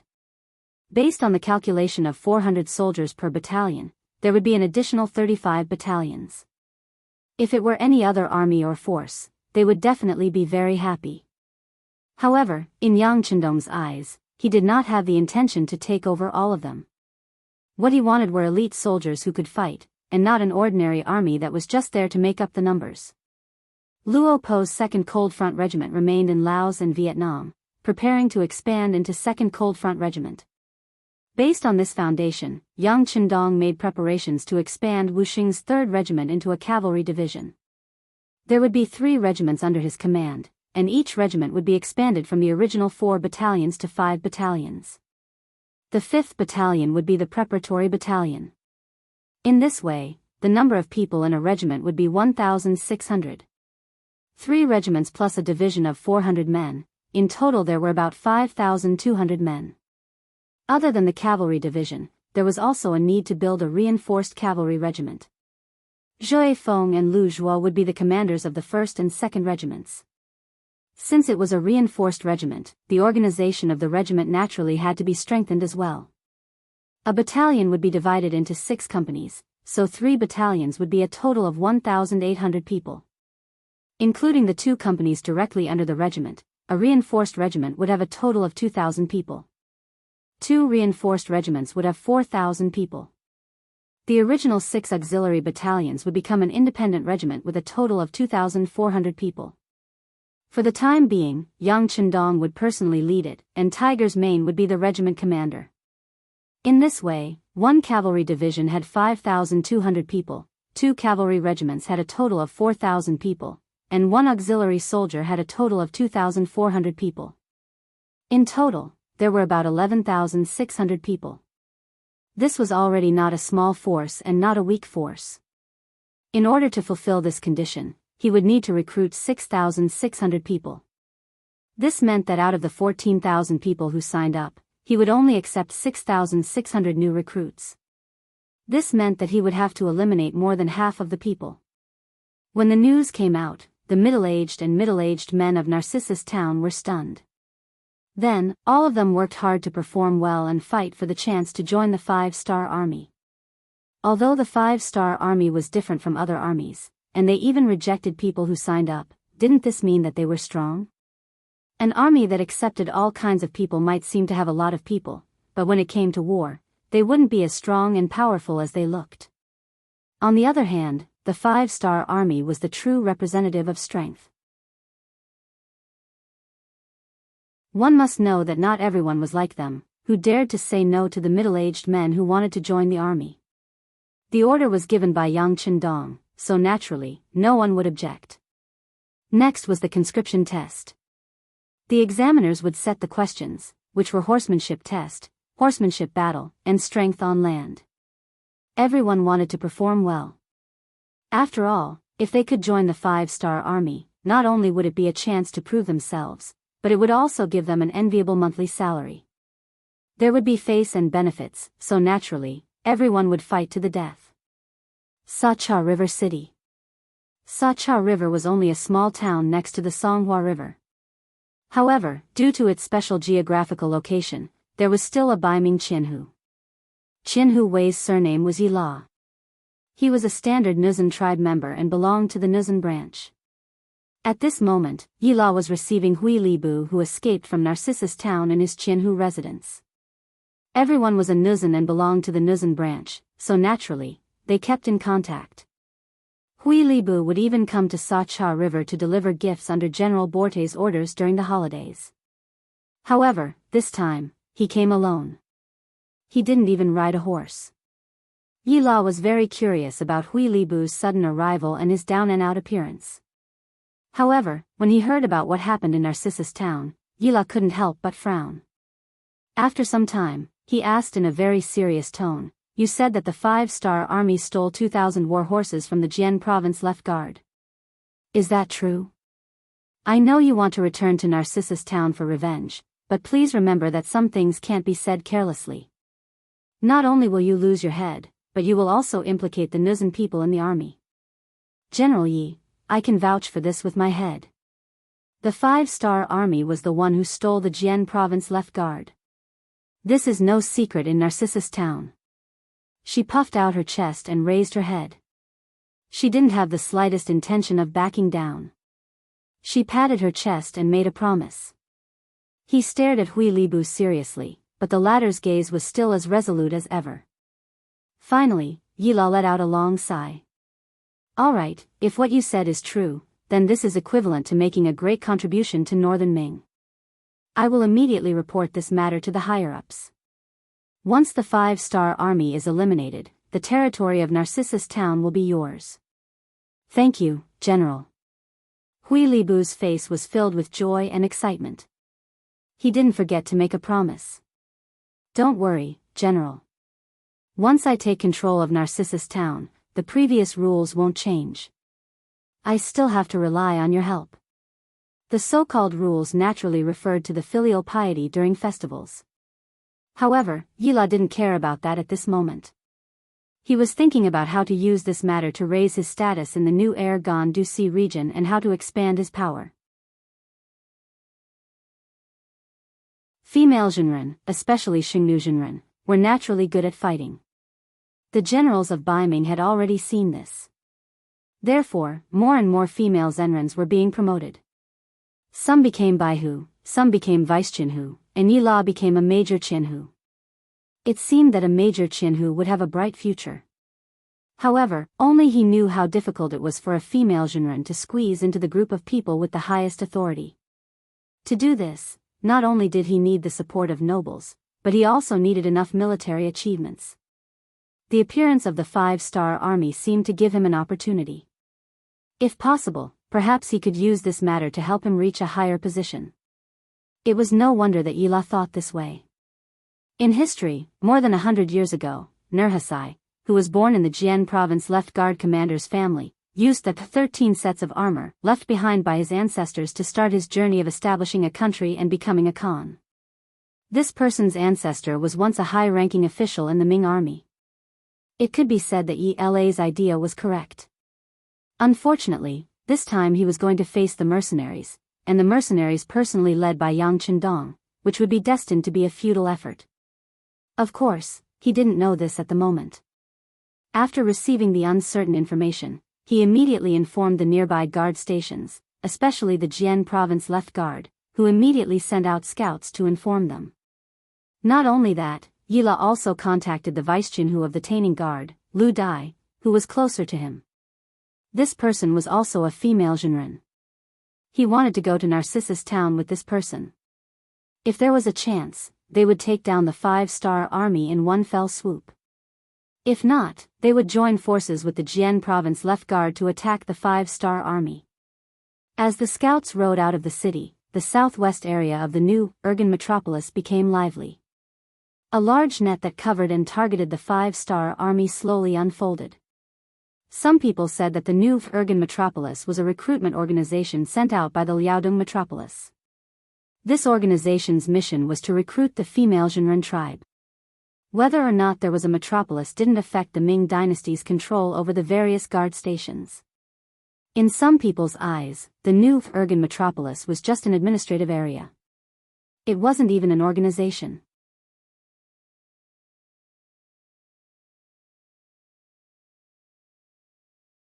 Chapter 657. Was that right? Yes and no. Yes, that was because history had indeed developed this way. However, with the appearance of Yang Qindong, history had already deviated from its original path. Baiming's emperor, Zhu Qiyu, had only limited his influence to the north. This gave him more energy to control the new, Gandu region.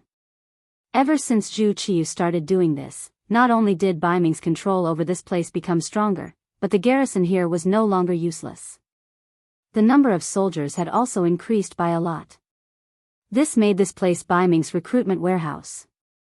If there was a war with the Southern Ming Empire one day, there would be an endless stream of soldiers being sent to the front lines. However, such a conscription warehouse was actually tricked by someone else. It was imaginable how furious the generals of the various guard posts would be when they heard this news. This was no longer riding on a tiger's head, but riding on a tiger's head and shitting on it. This was intolerable.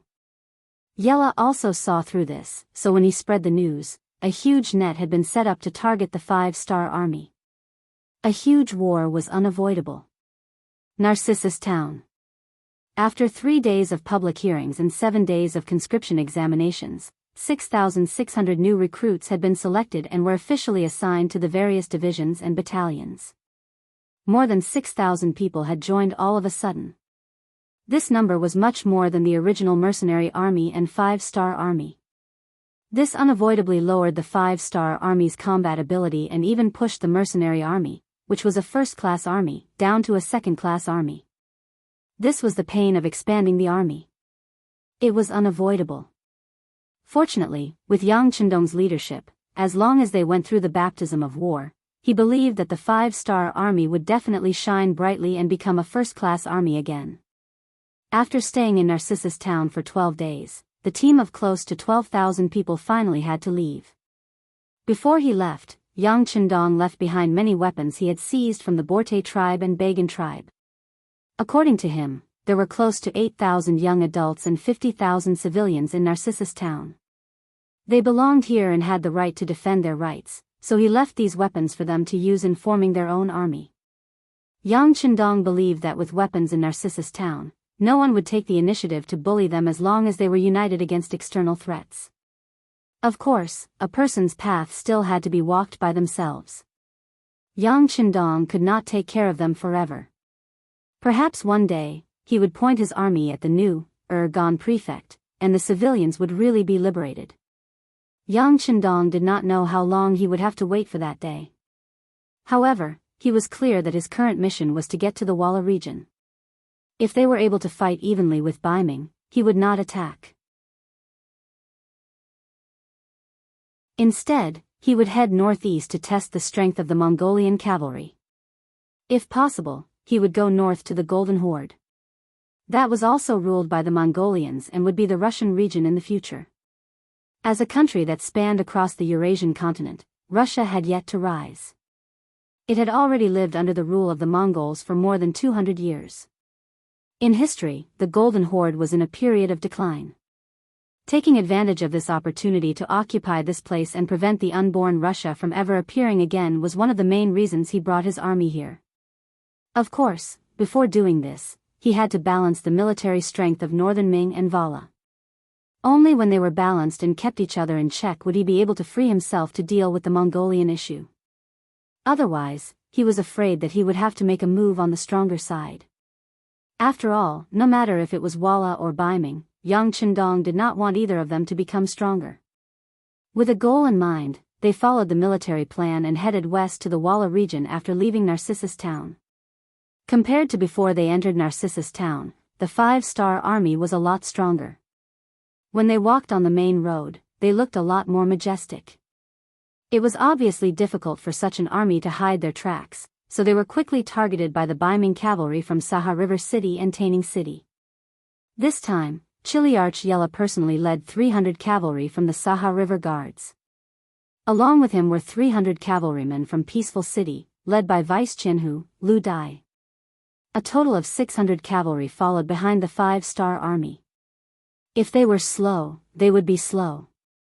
If they were fast, they would be fast too. It was obvious that they could not beat them, but they would definitely bite them to death. The news of the sudden appearance of Baiming cavalry was immediately sent to Yang Chendong, who was on his white dragon horse. Reconnaissance Battalion Commander Su Yunsheng, who was also riding on a horse, came to Yang Chendong's side. Thanks to the expansion of the army, he had filled up another battalion and returned to his position as battalion commander. 6th Young Master, we have already asked around. The ones following us are Baiming cavalry from the Saha River Guards and Taining City. They have a total of 600 cavalry. Oh right, the 2 Kiliarchis leading the troops are called Yella and Lu Dai. They are both Nuzan.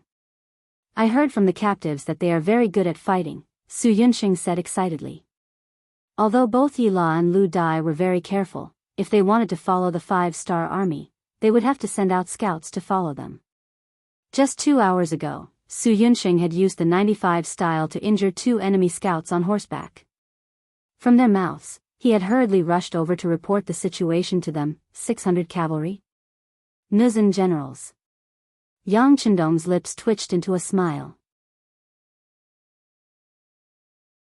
Looks like news of what happened in Narcissus town has already spread.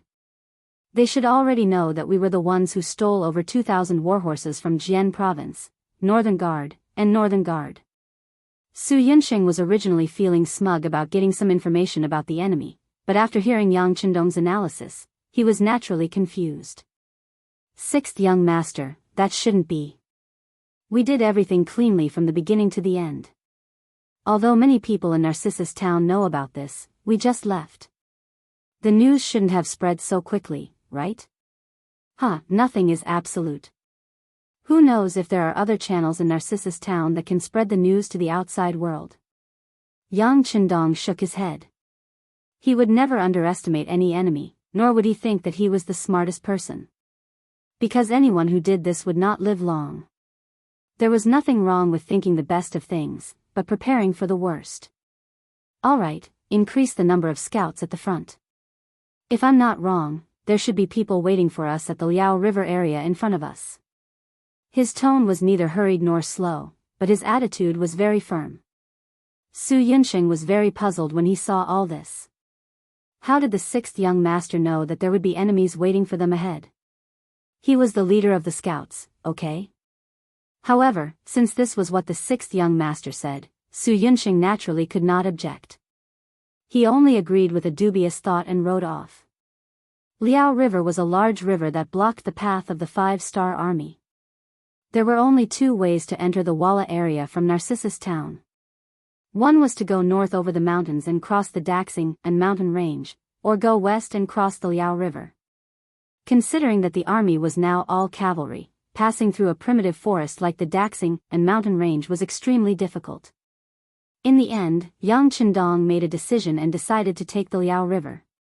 However, if they wanted to pass through the Liao River, they would definitely have to return to the territory under the Jian Province Guard's jurisdiction. It would not be easy for so many troops to take the path. It was very likely that a great battle would be unavoidable. Fortunately, Yang Qindong had already made preparations for this. He wanted to train his troops, and what was the best way to increase an army's combat strength? Of course, it was a great battle to his heart's content.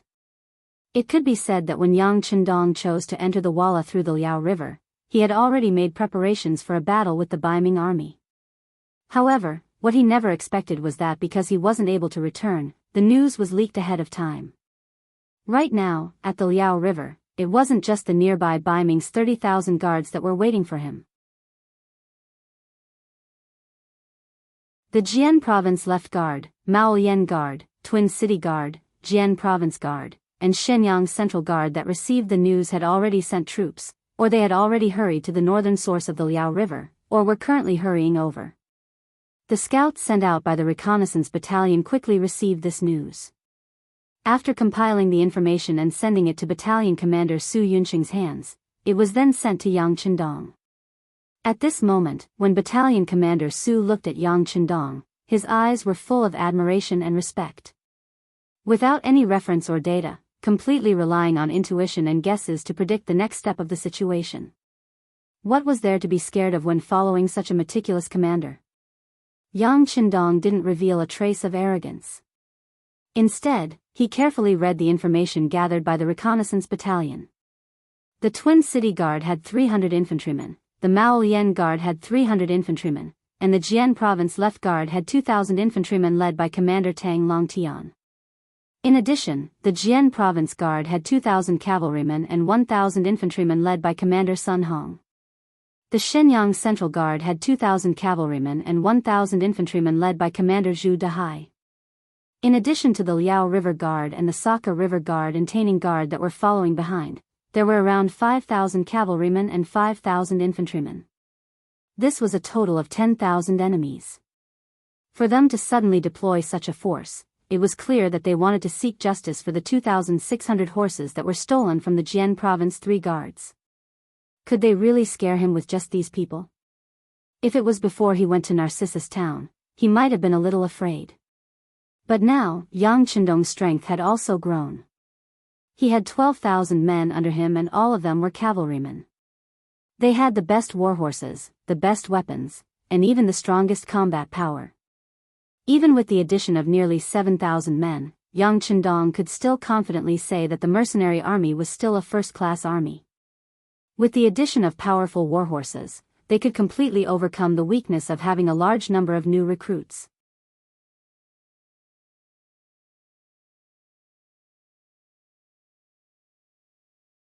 Chapter 658. On the other hand, although these northern Ming guards had been established for quite some time, they were limited by their environment and had not experienced any great battles. With their short-sightedness, it was easy for them to have an arrogant attitude of thinking that the heavens were number 1, the earth was number 2, and they were number 3. This was the time to teach them a good lesson. Calm and collected, full of vigor. After Yang Qindong digested the information and firmly memorized it in his heart, he raised his head again. At this moment, his face was still filled with confidence and his gaze was incomparably firm. Pass down the order, summon all the regiments and regimental commanders for a meeting. As they marched, Yang Chendong met with Wu Sheng and the other regimental commanders to confirm that they would not change their route. They had made the final decision to fight the Baiming guards head-on. What was worth mentioning was that Yang Chendong's troops were not without other options. For example, they could turn back now. Instead of going through the Liao River, they could go through the Dexing and mountain range. Although the path would not be easy to traverse, they could completely avoid the northern Ming guards. However, no one had expressed this intention since the beginning of the meeting. It was as if this choice did not exist. In the eyes of these regimental commanders, they only had one thought, and that was to kill, kill, and kill again. After deciding to fight the Baiming guards head-on, the next step was to mobilize the troops before the battle. In order to maximize the strength of the Jurchens and Mongolians who had just joined, Yang Chendong said that for every enemy they killed, every enemy's nose would be awarded 1 point and 10 taels of silver. In ancient times, there were many ways to record one's achievements. The most common way was to cut off the enemy's head to prove one's achievement. It was fine if one only killed 1 or 2 enemies, but if there were too many, one's entire body would be covered in heads. It would affect one's strength and it would still look too bloody. Yang Chendong suggested that the beheading should be changed to cutting off the nose, also known as cutting off the nose in ancient times. Once a person's nose was cut off, it was likely that not many people could continue to live. The so-called achievement was based on 100 points. Those who had more than 100 points were qualified to become an auxiliary soldier. Those who had more than 1,000 points were qualified to join the Cold Front. This was also Yang Chendong's tolerance towards the Jurchens and the Mongol cavalry. If it were any other alien race, no matter how great their contributions were, they would not be qualified to test Lingfeng. On the other hand, these two ethnic groups were heavily influenced by Han culture. If they were good material, he would not be stingy in polishing them. The rewards were passed down by the division commanders. When they found out that they could get 10 taels of silver for every enemy they killed, the Jurchens and Mongols, as well as the Han riders who had just joined the water ferry town, were all excited. The reason why they were willing to leave their hometown with the 5-star army was because they had a good impression of the army, but more importantly, they wanted to use this platform to show their worth. What was value? Earning more military merits and earning more taels of silver was the most direct manifestation of this. For a moment, they were all rubbing their fists. Whenever they had time, they would take out the whetstones they brought with them to sharpen the sabers in their hands even brighter and faster. The newcomers wanted to perform well and fight for the top prize. As veterans, Lingfeng and the auxiliary soldiers would not give in either. Over the past few days, although the cavalrymen from Narcissus Town looked at them with a hint of respect, it could be seen that the respect was due to envy and respect for the continuous fire guns in their hands. As for the combat power of the horses, it seemed like they were being looked down upon. This was something that the proud Lingfeng soldiers could not accept. What was the Lingfeng? It represented the strongest existence, the proudest existence. Once they appeared, they would become the focus of attention. How could they allow others to look down on them? This was a form of blasphemy to their identity. How could they make others respect them? Of course, they had to perform well on the battlefield. Therefore, after the mobilization before the battle, Lingfeng and the auxiliary soldiers had been training non-stop apart from sleeping and traveling. Getting on the horse, getting off the horse, slashing, increasing speed, dodging, and other movements were all trained tirelessly. Unknowingly, their strength improved bit by bit and became stronger. Compared to the hard work of Lingfeng and the auxiliary soldiers, and compared to the sharpening of the cavalry, the Baiming army's camp by the Liao River was very relaxed. Ever since they came to the new, Gandusi region, the Baiming guards had become the ruler here. Especially when the other factions were still very weak and had not been able to rise up, they were the sky here, the boss here. Since they were the boss, of course they had a sense of superiority. They only needed to point their weapons at a place and that place would have to submit. This seemed to have become an iron law. As time passed, they got used to being high above others and used to bullying others. The more they were like this, the more dissatisfied they were with the 5-star army's actions. They did not have any ideas about the 5-star army, but instead, they were targeted and tricked by someone else. How could they face this? If they did not get back at them, how could they face others in the future? The 5-star army had to pay the price. This was something they had all come to a consensus. As a result, the Jian Province Left Guard, Jian Province Guard, and Shenyang Central Guard all sent out their troops. 5,000 cavalry and 5,000 infantry. In their eyes, this type of formation was enough to scare the 5-star army's legs until they went soft. Arrogant, and condescending, it made many of the northern Ming soldiers who came here treat this official mission as a vacation. Even though the scouts at the front were continuously sending back news, even though there were scouts at the front that had already been captured by the enemy, their side's formation should have already been known by the enemy. As the commanding generals of this battle, Jian Province Guard Commander Sun Hong, Shenyang Central Guard Commander Zhu Dahai, and Jian Province Left Guard Commander Tan Longtian still had an appearance of victory in their grasp. Since you already know our strength, then you should feel even more fear, right? The three generals had this type of confidence. In reality, they also possessed great influence. This type of formation could scare many people without even fighting. For example, if this type of formation was placed in front of Borte and Ba Zhen, who had already been killed by 1,000 cuts, perhaps there really was no need to fight. They would have to consider surrendering or running away. This was precisely the powerful influence of the Baiming army. Meanwhile, this type of influence was established precisely during Emperor Zhu Di's reign. This emperor, who relied on great strength to fight his way to power, developing the navy, conquering Mongolia in the north, conquering Jiaoji in the south, establishing great contributions. He also struck fear into the hearts of the other races around the Great Ming Dynasty. Once they heard that this was the Great Ming Dynasty's army, they would often collapse without a fight, defeat set in stone. Unfortunately, that was already in the past. The defeat of Tumu already indicated that the Great Ming Dynasty had fallen from its peak. If they did not change and did not work hard, after 100 years, they would completely walk out of the stage of history. These were all things that Yang Chendong knew. These Baiming guards were still unaware, still living under the powerful halo of their ancestors, still waiting for the 5-star army to dismount and surrender. The ignorant were fearless. It was precisely because they did not think that the 5-star army was that powerful that they were destined to pay the heaviest price in the upcoming battle.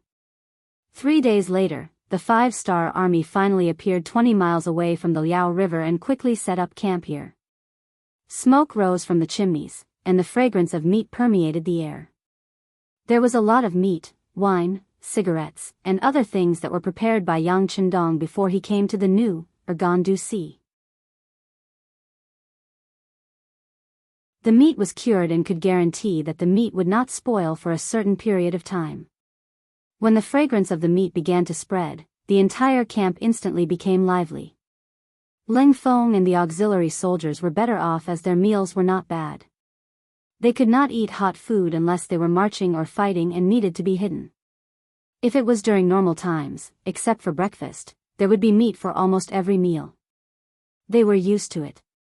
On the other hand, the cavalrymen from Narcissus Town and the Windchaser cavalry were overjoyed. Most of them were young, and this was the time when they could eat. Since there was enough meat, everyone was naturally prepared to have a big meal to satisfy their appetite. Of course, when the fragrance of the meat permeated the air, everyone knew very well that the war was about to begin. However, no one was nervous. Whether it was the battle-hardened Ling Feng, the Windchaser cavalry, or the cavalrymen from Narcissus Town, they were all used to seeing life and death. To them, war was a process of death. The only difference was one's strength and luck. At the same time, war was also a process for them to reap rewards. Once they won, the benefits they received would be much greater than usual. As the saying went, wealth comes from danger. Needless to say, after witnessing the might of the continuous fire muskets in the hands of the Leng vanguard and the shiny steel sabers in the hands of the Leng vanguard, the auxiliary troops, and the Windchaser cavalry, although they were envious, they also wanted to own such powerful and excellent weapons one day. At the same time, they were very confident. With such powerful comrades, what was there to be afraid of? Victory would definitely belong to them. The 5-star army finally arrived and set up camp 20 miles away. When the news reached the Biming army's camp, the 3 generals in charge gathered together. However, there was no prepared sand table in front of them, and the 3 of them did not intend to sit down and discuss tactics. There was only meat and wine in front of them. The 3 of them ate and drank as they talked about their experiences. Most of the time, they talked about the war between Biming and Walla. Both sides suddenly fell out with each other. Then, both sides stationed their troops at the border. After that, they began probing each other. Once they got used to each other's tactics or figured out each other's strength, a huge battle would be unavoidable.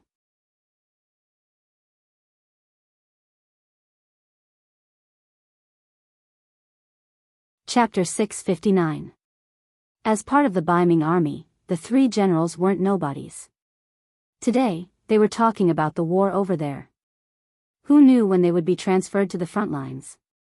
Therefore, the 3 of them were talking about the situation over there. They ignored the 5-star army that had arrived in front of them. Even though the scouts had reported that there were more than 10,000 people on the other side and that they were all cavalry, the 3 generals still didn't take them seriously. Perhaps they already knew that the 5-star army was recruiting soldiers in Narcissus town. From their point of view, how strong could a newly formed army that hadn't even gone through training yet be able to display such a strong combat strength? They were the Biming army and represented the strongest country and army in the world. Why would they be afraid of a new army that hadn't undergone the baptism of the battlefield? However, they had quite a number of warhorses. After defeating the 5-star army, the 3 generals could sit down and discuss how to divide them up. The 3 generals drank and chatted until they were a little tipsy. Only then did they disperse. Only then did Sun Hong, the commander of the Jian province guards, speak. General Zhu, General Tang, I hope that we can unite tomorrow and restore our glory. Yes, please rest assured, General Sunday. Zhu Dahai and Tang Longtian also cupped their fists with a serious look on their faces. Then, they strode out of the tent. At this moment, the 3 of them didn't take tomorrow's battle seriously. In their opinion, it was like an adult beating a child. They usually didn't want to lower themselves to your level, but once they stretched out their arms, victory would be decided with a slap. The mercenary camp was also unusually quiet at this moment. Other than the soldiers on night duty, everyone else had already gone to sleep after eating their fill. There would be a big battle tomorrow, so everyone needed to conserve their energy. In Yang Chendong's commander's tent, there were still oil lamps that hadn't been extinguished.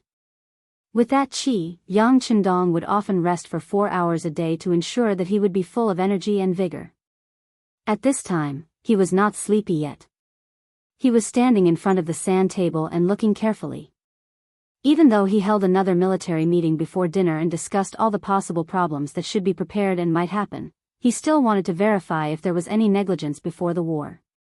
Perhaps some people would attribute all of Yang Chendong's achievements to Okura, but if it wasn't for his hard work and diligence, even if he could win, he wouldn't have made such great progress in less than 4 years.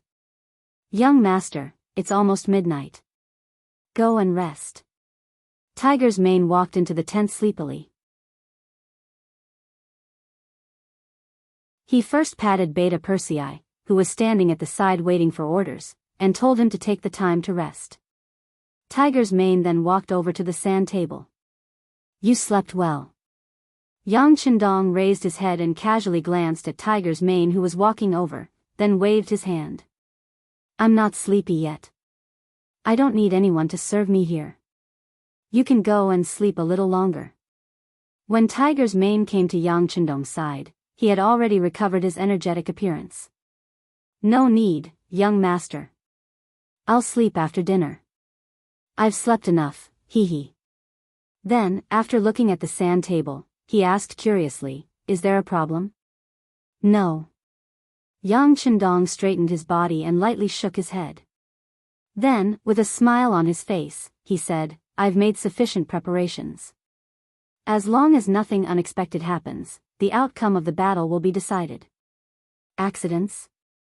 It doesn't seem to rain tomorrow, right? Tiger's Mane said casually. After following Yang Chendong for so long, he already knew that weather changes could sometimes become an important factor to affect the battle. But when he walked out of his tent just now, he saw the sky full of stars. Presumably, it would be a sunny day tomorrow. Of course there won't be rain. Yang Chendong continued to smile, and a confident light appeared at the corner of his mouth. Not only will there be no rain, it should be a sunny day tomorrow. How about this, you go and inform the soldiers to wake up later tomorrow morning. Let them sleep for 2 more hours. No. 3 hours will do. Yes. Tiger's Mane was stunned at first. He didn't understand why he had to wake up so late. But since it was the 6th young master's order, he would of course do his best to carry it out. But in his heart, he thought, could it be because the troops didn't get a good rest during the march, so the soldiers were allowed to sleep a little longer? Actually, it wasn't just Tiger's Mane who thought this. The next morning, the other soldiers who woke up 3 hours later than usual all had the same thought. They slept for about 10 hours. Everyone was full of energy and didn't feel tired at all. The 6th young master felt sorry for them, but he didn't know that Yang Chendong had his reasons for doing this. The 10,000 soldiers of the Northern Bright Guards had indeed woken up very early in the morning. In fact, they were all woken up before the sky was completely bright. Although some of them didn't get enough sleep and were a little dissatisfied, when they thought about how the 5-star army had already appeared in front of them, even if they didn't take the initiative to attack, they would still fight back. In other words, there was bound to be a big battle today. Since that was the case, it didn't matter if they slept a little less. It wasn't just the soldiers. Even the commanding generals, Sun Hong, Zhu Dahai, and Tang Longtian, woke up an hour earlier than usual. Afterwards, they started a fire to cook, put on their armor, and brought out their war horses. They were all ready for battle. The sky gradually brightened and the sun began to rise. Under the cloudless sky, it indicated that today would be a sunny day. Hee, the weather is good, but I don't know if the 5-star army's mood is good too. Sun Hong, who had already mounted his warhorse, looked at Zhu Dahai and Tang Longtian and laughed heartily. He had a relaxed expression on his face. The 2 generals naturally laughed along. At this moment, they seemed to have already seen a large number of war horses being captured by them, and the scene of them achieving great military merits. Reporting, the 5-star army has begun to move. A troop of nearly 2,000 cavalry has already left their camp and is slowly approaching us. They are currently about 18 miles away from us. A scout rode his horse to the front of the 3 generals and quickly jumped off his horse and knelt on the ground as he reported. Are you going to make a move now? Good, scout again. Hearing that the 5-star army was indeed going to attack, Sun Hong didn't think much of it. Everything was within their expectations. The 3 generals had already reached a consensus. Since the 5-star army had arrived at the Liao River, if they wanted to cross, they would have to face them. At that time, they would only have 2 choices, attack or defend.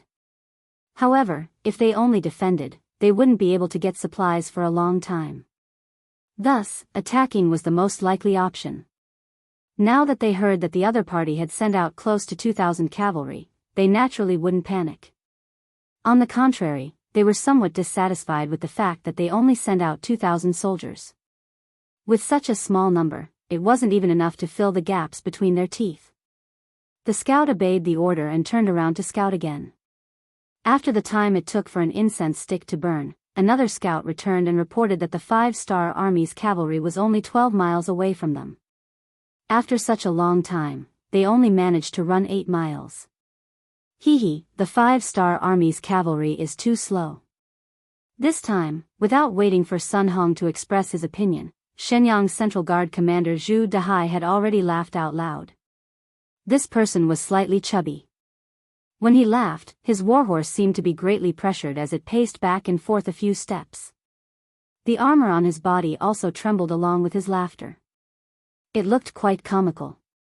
Huh, not bad. The 5-star Army's cavalry is too slow. It seems like there's nothing to worry about. Sun Hong laughed and nodded. At this moment, he was even more confident in this battle. After hearing Commander Sun Hong and Commander Zhu Dehai's words, the other Jianghu and Biyao commanders beside them all nodded. The commander of the Jianzhou left guard, Tang Longtian, directly shouted, "Inform the soldiers to be alert and prepare to face the enemy." The Baiming City Guard soldiers who were originally standing by the river lazily were all alerted by their superiors. Some of them held large swords, some of them held shields, some of them held bows and arrows, some of them held spears, and some of them prepared barricades. They all began to move. They were only waiting for the 5-star Army's cavalry to appear so that they could teach them a lesson. 20 miles away, in the 5-star Army's camp, the soldiers had a good night's sleep. After eating a nutritious breakfast, they began to wait for the order to march. In the command tent, after waiting for the regimental and battalion level officers to walk in one by one, they stood in 2 rows and looked at Yang Chendong, who was sitting at the head of the table.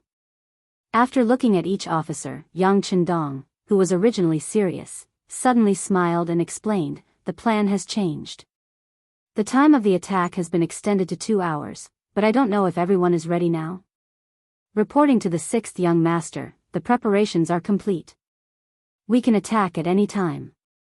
The officers were full of energy as they spoke. Good. Influenced by his words, Yang Chendong nodded his head in satisfaction. Then, he looked at Su Yunsheng, the commander of the reconnaissance battalion, and asked, "How are the Bugs, Northern Ming cavalry scouts, being dealt with?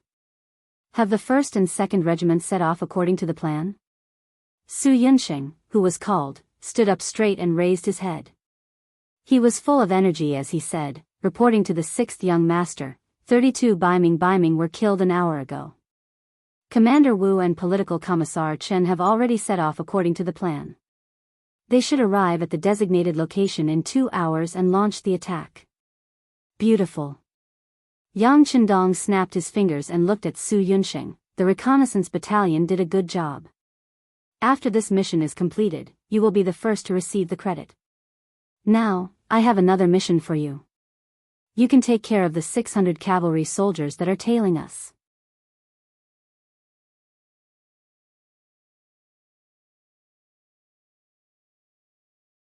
Chapter 660. When Su Yunsheng heard that he could obtain a first merit, his face was already filled with excitement. Now that he heard that there was a battle to fight, he immediately stood at attention in excitement. "6th young master, please rest assured. I will definitely complete the mission." With regards to Su Yunsheng, Yang Chendong was still very reassured. Up until now, whenever a mission was given to him, there was not a single time where it was not completed well. Knowing that the Baiming cavalry behind him would not cause any trouble, his gaze once again fell on Zhui Feng and Lu Zhua. Then, he used an encouraging tone and said, "This time, the 3 divisions will only be cooperating in battle. Only your 2 reinforced regiments will be the main force. This is also the first time you guys are going to battle since the expansion. I hope that you guys will be able to produce a perfect result. This young master also has great confidence in you guys. Now, go and prepare for battle." After saying this, Yang Chendong intentionally raised his hand to look at his watch. "The attack will begin at 10:30 in the morning. You guys have less than an hour to prepare." "Yes." Zhui Feng and Lu Zhua simultaneously gave a military salute. Then, they led their respective battalion commanders out of the command tent. Next, it was time to use actions to perform. No matter how beautiful the words were, it was better to do things well and fight the battle well. In the blink of an eye, the large tent became empty. Seeing that there was no one else around, Tiger Mane could not help but come to Yang Chendong's side. "Young master, you see that they all have a mission. The auxiliary barracks can't always be idle. The 6 battalion commanders have already reported to me. They also want to contribute and go to the battlefield. According to the original plan, the auxiliary barracks really had nothing to do with this battle. Their main mission was to take care of the logistics and the resources in their hands. When they first came to Sea Town from the sea, they brought a lot of resources. If anything happened to them, then the food and water of the army would become a problem. However, Yang Chendong could understand Tiger's man's feelings. After the expansion of the army, the 6 auxiliary battalions were placed under his direct control. Later on, he gave the authority to Tiger's man to train his abilities. This made Hu Mang so happy that he almost choked. As Yang Chendong's closest and most trusted person, he had a lot of power.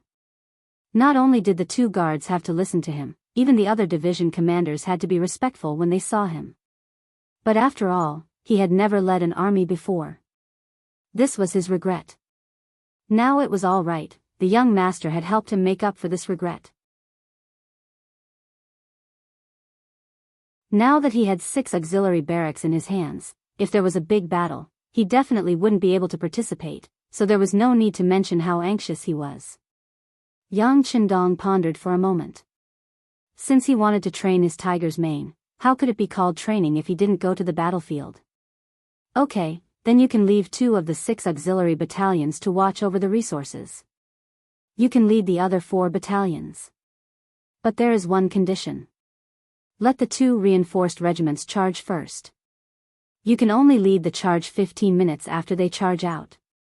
Okay, I promise I won't lead the charge. Tiger's man seemed to be afraid that Yang Chendong would go back on his word, so he hurriedly stood at attention. Then he ran out of the command tent with a smile. Although the order to attack was the last, no matter what, it was still a chance to lead the troops. This was already a big breakthrough for him. Baiming garrison camp. The infantry and cavalry were separately preparing for defense.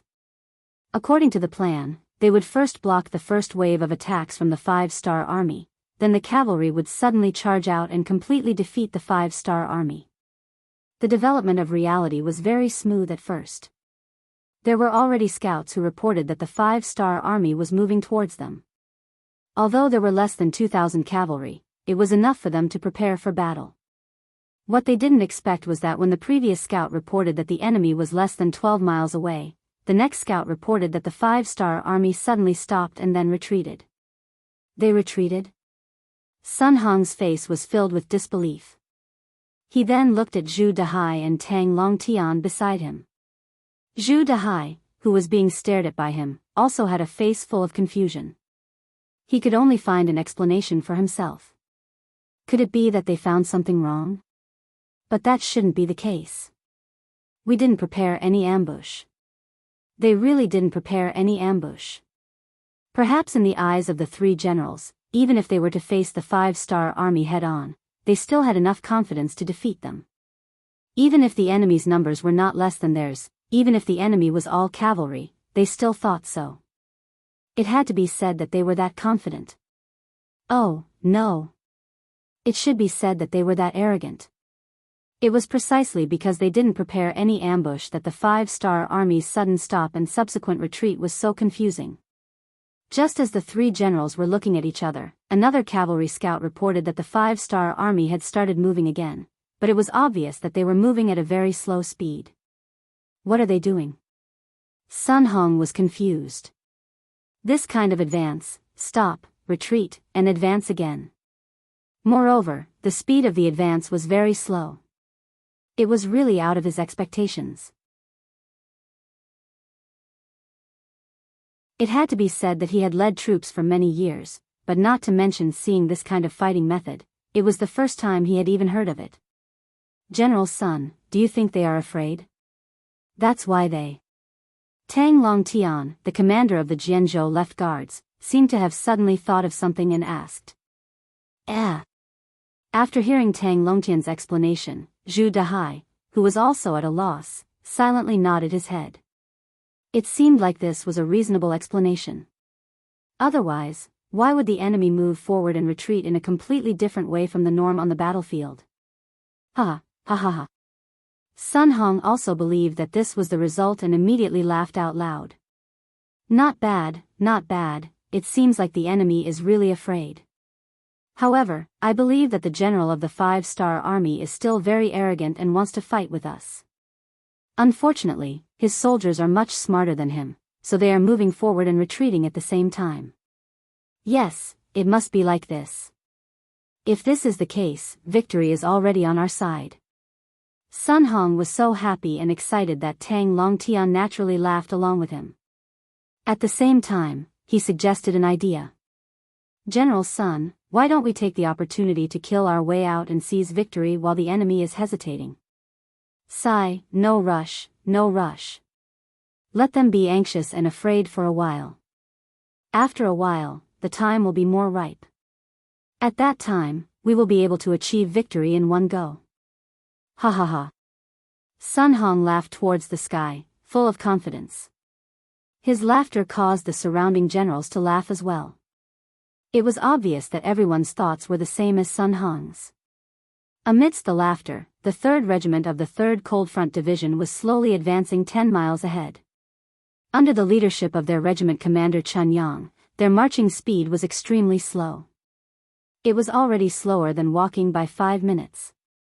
The 1st Battalion commander Lu Qing rode beside Chun Yang, who was wearing a black cloak, with an envious expression on his face.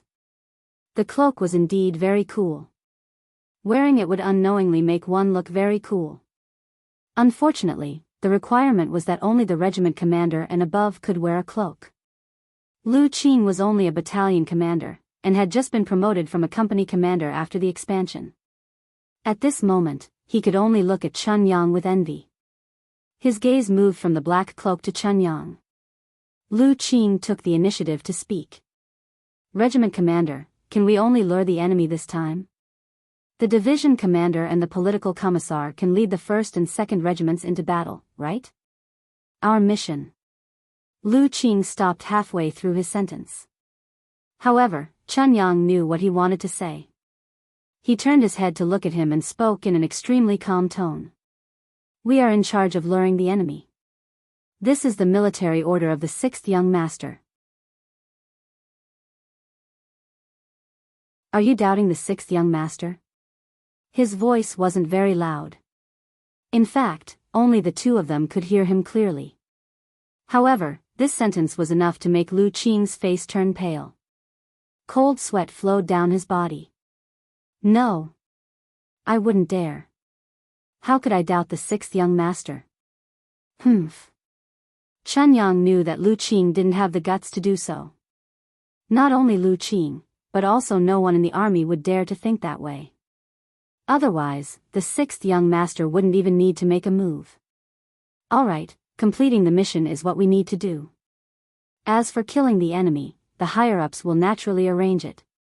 Besides, the order is very clear. We can enter the battlefield, but we can't do it so quickly. We need to see the performance of the 1st and 2nd regiments first. We can only attack 15 minutes after they start attacking. So, save up your strength and perform well when the time comes. Yes, Regiment Commander. When the time comes, you will see the performance of the 1st Battalion. Lu Qing couldn't help but clench his fists. As a new battalion commander, he indeed needed to perform well in order to submit a perfect answer sheet. The conversation between the two came to an end. The two of them didn't have any doubts about the order they received. For example, why did they have to retreat after advancing for a while? For example, why did they have to slow down? Since it was an order given by the 6th young master, it must be correct and the most reasonable.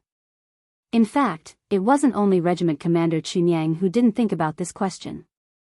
Even the other regimental commanders didn't think about this question. If they thought about it, they would think that the 6th young master delayed the attack in order to completely outflank the enemy. At this moment, it was already noon. The sun was moving towards the highest point in the sky and began to roast the earth. 5-Star Army's main camp. When the clock pointed to 10:30, the regiment commander of the 1st Regiment, Zhui Feng, and the 2nd Regiment commander, Lu Zhua, looked at each other and raised the sabers in their hands. Then, 2 black cloaks rushed out. They each led 2,000 cavalrymen and rushed out of the camp. They directly charged towards the Biming army 20 miles away.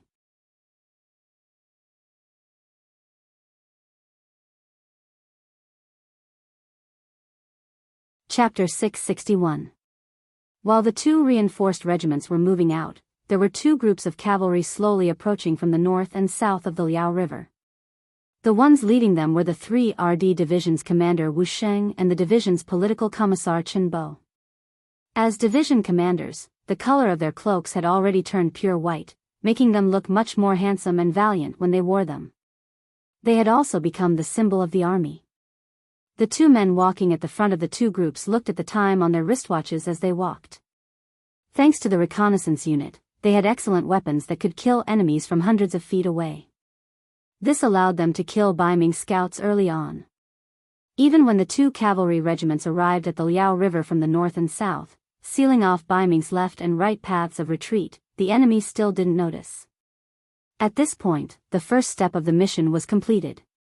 The next step was to wait. When the 1st and 2nd reinforced regiments suddenly appeared, they would seize the opportunity to attack Baiming's army from the flanks. They would break through their defenses and cause chaos in their ranks. This would help the 1st and 2nd reinforced regiments gain control of the battle and obtain the final victory. In short, this time, they would play the supporting role and help the 1st and 2nd reinforced regiments complete the final attack. From this order alone, it could be seen that Yang Chendong had put a lot of thought into the 1st and 2nd reinforced regiments. In order to increase their combat strength, he actually made the entire 3rd Division play the role of supporting troops. The time for the final attack was getting closer and closer. Wu Sheng led the 1st Regiment to the north, while Chen Bo led the 2nd Regiment to the south. They had completely surrounded the Baiming army. Right at this moment, the ground began to tremble. The experienced cavalry knew that this was caused by a large group of cavalry approaching. At the front of the battlefield, Zhui Feng and Lu Zhui each led a reinforced regiment and rushed over. During this time, they overtook the 3rd Division's 3rd Regiment that was in charge of attracting the enemy's attention. Then, without stopping, they rushed towards Baiming's main camp. In the center of Baiming's army, Sun Hong and the other generals also felt the ground tremble. The scouts in charge of gathering information also returned and reported that there were at least 4,000 to 5,000 5-star army cavalry rapidly approaching them. A great battle was on the verge of breaking out. It was inevitable. Sun Honggan sat on the horse without any panic. All of this was part of his plan. After all, in a battle between two armies, there would always be one side that would charge first. General Zhu, when the battle starts, please lead 2,000 infantrymen to attack the enemy from the left. This general will lead 2,000 cavalrymen to attack the enemy from the right. I'll have to trouble General Tang to take charge of the middle corps. Are you all okay with that? Sun Hong glanced left and right before his gaze landed on Generals Zhu Dehai and Tang Longtian. Even though Sun Hong's position was the highest among them, the commander of the Jian Province Guards, a major 3rd rank existence, while the other two were minor 3rd rank and major 4th rank military officials, both of them far inferior to him. But after all, they were not from the same institution. They could choose to listen to his arrangements, or they could choose to act on their own. This was the reason why he was so polite. Understood. Fortunately, before the great battle, the three of them had already sat down together to discuss tactics and tactics. They agreed that Sun Hong would be the leader, so now, there naturally wouldn't be any problems. They cupped their fists and agreed. Very good. Then have the infantrymen make preparations to intercept the warhorses. We have to stop them no matter what. Let these cavalrymen know just how insignificant their strength is when facing our Baiming's army, just how small their strength is, and just how small their strength is. Meanwhile, with only one person blocking their first wave of attacks, the other side are all new recruits, so their morale will definitely take a hit. They won't be far from becoming a defeated army.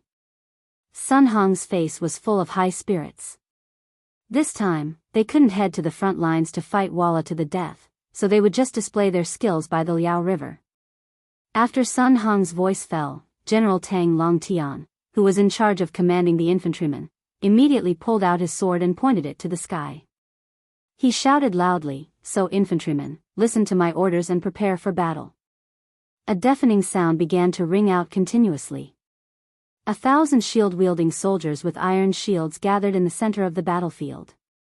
From afar, they looked like a black flood of steel, forming an iron wall, blocking the path of the 5-star Army's cavalrymen. In front of this black iron wall, there were 1,000 Biming soldiers setting up stakes and other objects. Behind the black iron wall, 1,000 archers also stood in rows, holding strong bows in their hands and carrying quivers of arrows on their backs. They looked like they were ready to draw their bows and shoot at any time to attack the 5-star Army's cavalrymen. On both sides of the black iron wall, there were northern Ming soldiers armed with large sabers and long spears.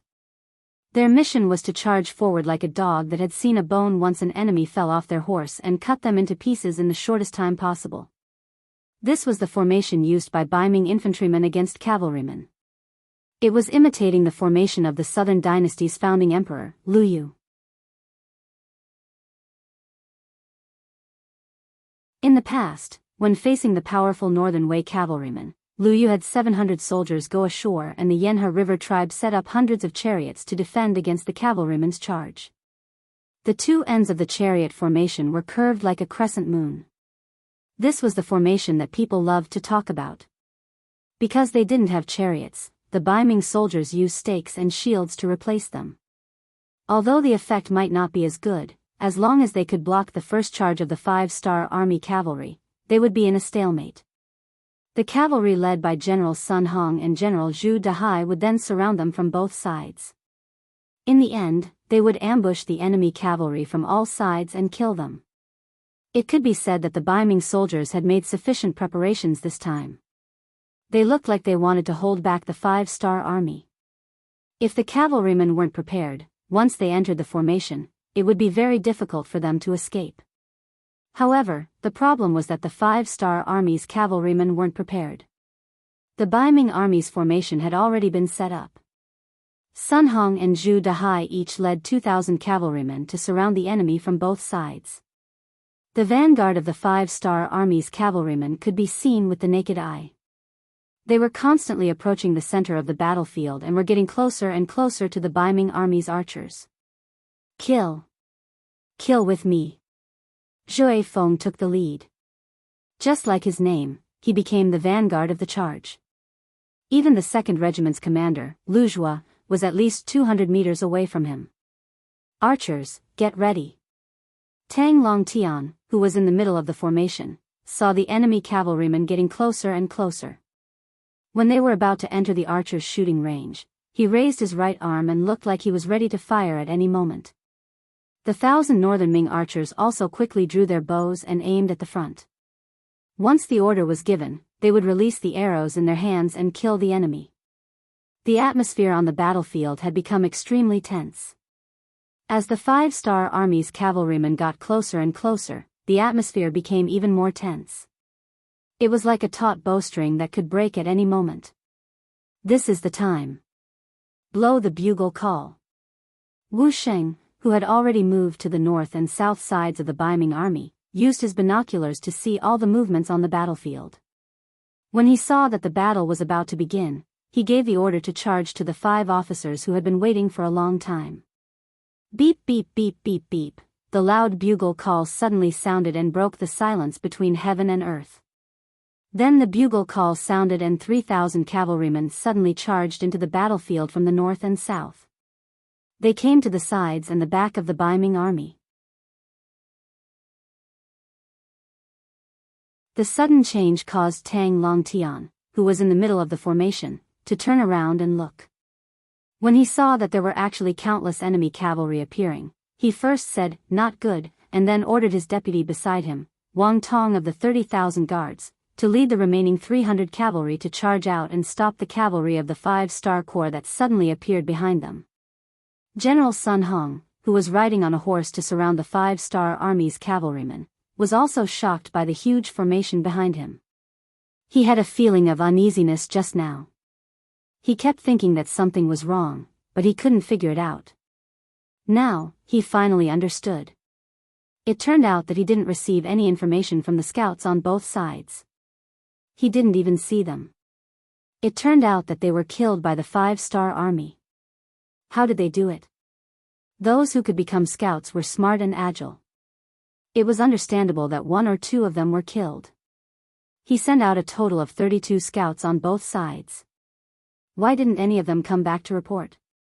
A big question mark appeared in his heart. However, it wasn't the time to think about these things. What he needed to do now was to win in the chaos. Since there were already enemy cavalrymen behind him, even if he went back now, he wouldn't be able to avoid losses. He might as well go according to his original plan and kill them.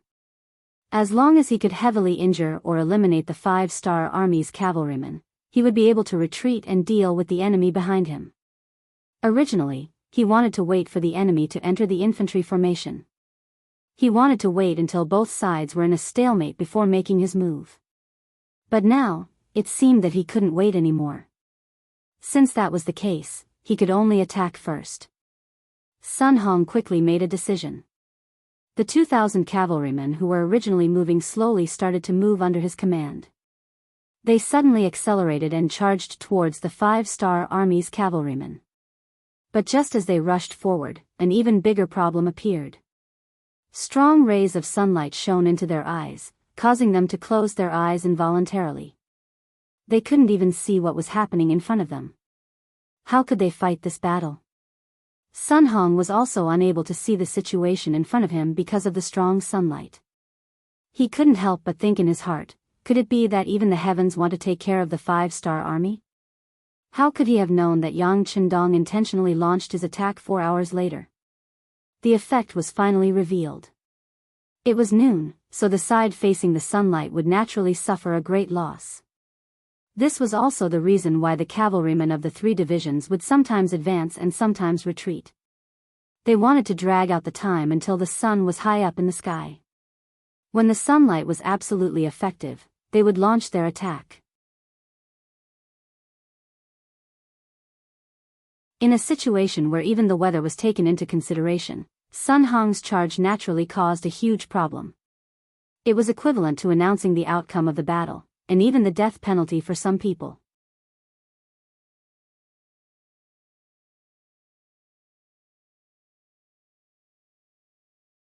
Chapter 662. Ah! The sun is too bright, I can't see anything. Not good, I can only ride with my head down. I can't see the situation in front of me. The cavalry below had only just sped up when all sorts of questions were sent back. As the main general, Sun Hong had a bad feeling in his heart. He knew that it was time for him to make a decision. If he hesitated for even a moment longer, he would suffer irreparable losses. Retreat, everyone retreat and regroup with the infantry. He knew that if they continued to charge forward, they wouldn't even be able to use a fifth of their strength. How would they fight this battle? He immediately gave the order while turning his horse around. On the other side, Zhu Dehai also made the same decision as Sun Hong. He also led his troops towards the sun and similarly felt the blinding sunlight. He also knew that if they continued to fight, they would not be able to display their strength. Thus, he decisively gave the order to retreat. Just like this, before they could complete the encirclement, before the battle even started, the 4,000 Baiming cavalry had no choice but to retreat. However, it was already too late for them to retreat. Behind them, the 3,000 cavalry from the 1st and 2nd regiments of the 3rd Division had already broken through the 300 cavalry led by Wang Tong. In front of 10 times the cavalry, Wang Tong had acted in a panic. After a single charge, Wang Tong was cut down on his horse by Wu Sheng, who was wielding a steel saber. With the death of their main general, the rest of the cavalry lost their morale. They put up a show of resistance and threw down more than 100 corpses before returning to the middle of the infantry. Behind these 100 over Northern Ming Dynasty cavalrymen, there were over 3,000 cavalrymen from the 5-star army. They urged their horses to chase after the Northern Ming Dynasty cavalrymen while shouting loudly.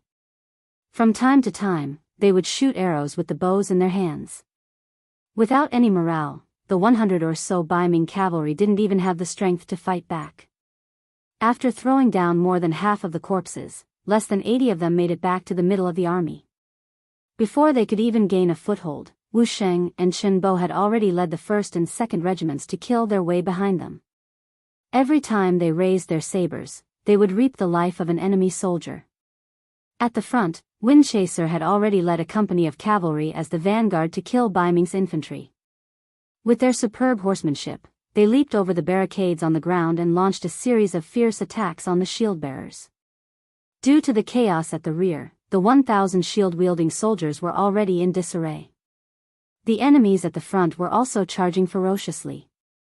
Very quickly, some of the weaker Baiming infantry broke away from the formation. Every time this happened, they would be faced with the fall of a sharp saber, or the result of a person's head flying off with a raise of a saber. Following Zhui Feng's arrival, 1st Battalion Commander Deng Yu, 2nd Battalion Commander Gao Danhua, and 3rd Battalion Acting Battalion Commander Hu Lu's subordinates all followed behind. With the advantage in numbers and the speed of the steeds, the infantry shield-bearers, who were already riddled with holes, suffered heavy pressure again and again. Finally, their formation was thrown into chaos, and they were all separated and killed by the cavalry. Regiment Commander Lu Zhua of the 2nd Reinforced Regiment also rushed over. Seeing that the enemy's infantry were already in disarray and that it was only a matter of time before they were defeated, he turned his spear and aimed it at Zhu Dahai's 2,000 cavalry that were still retreating. Battalion Commander Ma in the middle, Battalion Commander Ding in the left, Battalion Commander Tay in the right. Everyone, follow me and kill. Lu Zhua had been promoted from the Auxiliary Regiment Commander to the Cavalry Regiment Commander. He wanted to perform well, but at this moment, Zhu Dahai's troops had become his stepping stone. In addition, the 3 battalion commanders under him were also outstanding cavalry. For example, 1st Battalion Commander Ma Xiangshan, 2nd Battalion Commander Ding Shan, and 3rd Battalion Acting Battalion Commander Teimu, were all people who had interacted with war horses for many years. He was very confident in their strength. Now that he had the opportunity, he naturally wanted to use his cavalry to attack his cavalry. He wanted to see the strength of his cavalry regiment. Cavalry against infantry, and with the advantage in numbers, even if he won, there was nothing to brag about. However, when cavalry fought against cavalry, it would be a battle of swords and spears. It would depend on one's ability. The originally proud Ma Xiangshan and the others wanted to perform well. With Lu Zhua's order, it could be said that it was exactly what they wanted. Immediately, the 2,000 cavalry of the reinforced regiment quickly changed direction and went straight for Baiming Zhu Dahai's troops who were still retreating. Zhu Dahai, who was retreating, let out a sigh of relief. They didn't have to face the sun anymore.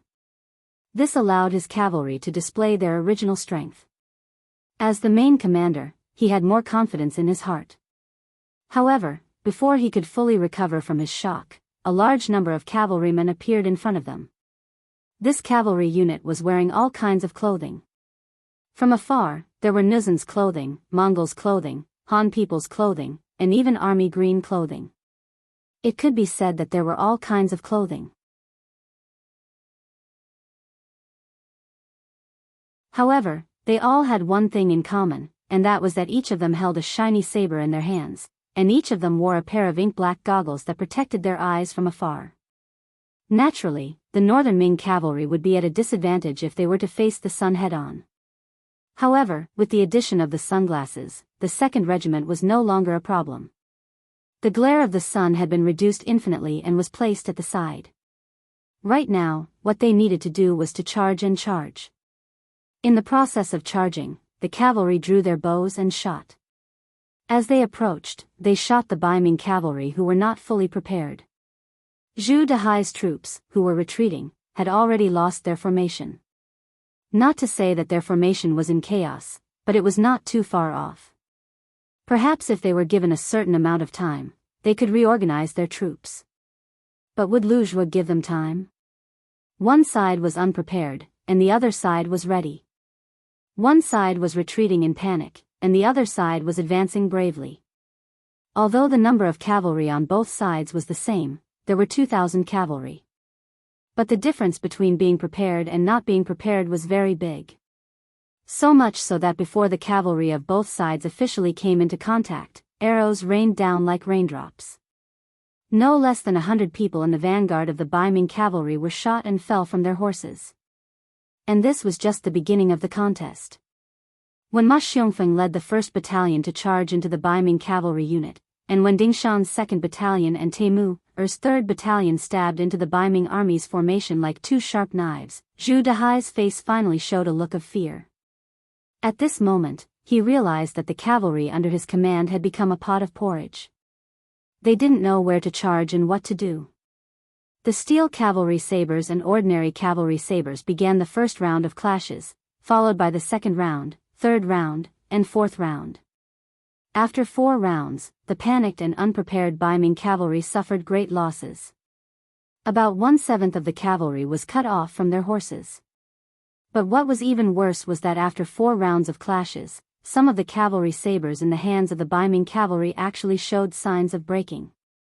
The slightly better ones also had large gaps. If you want to attack first, you must first sharpen your weapon. Originally, they were not prepared enough. Now that the enemy had taken the initiative, they were caught unprepared. Then, their weapons were not as sharp and durable as the enemy's. Some of the Baiming cavalry, although still seated on their horses, had nothing in their hands that could be used. Some were broken sabers, and some were even bare-handed. How were they going to fight the following battle? Retreat. Shocked by the strength of the 5-star army, shocked by the sharpness of the enemy's cavalry sabers, Zhu Dehai, who was protected by a dozen bodyguards, saw that his strength was not as good as the enemy's. He turned his horse around and madly galloped back. At this time, Zhu Dehai was very familiar with Sun Tzu's art of war. The last of the 36 stratagems was to run. If you can't win, run. This was the best example. At this time, Zhu Dehai was completely dizzy. He had already forgotten that once he turned around, he would be facing the glaring sunlight. But at this time, he had completely forgotten all of this.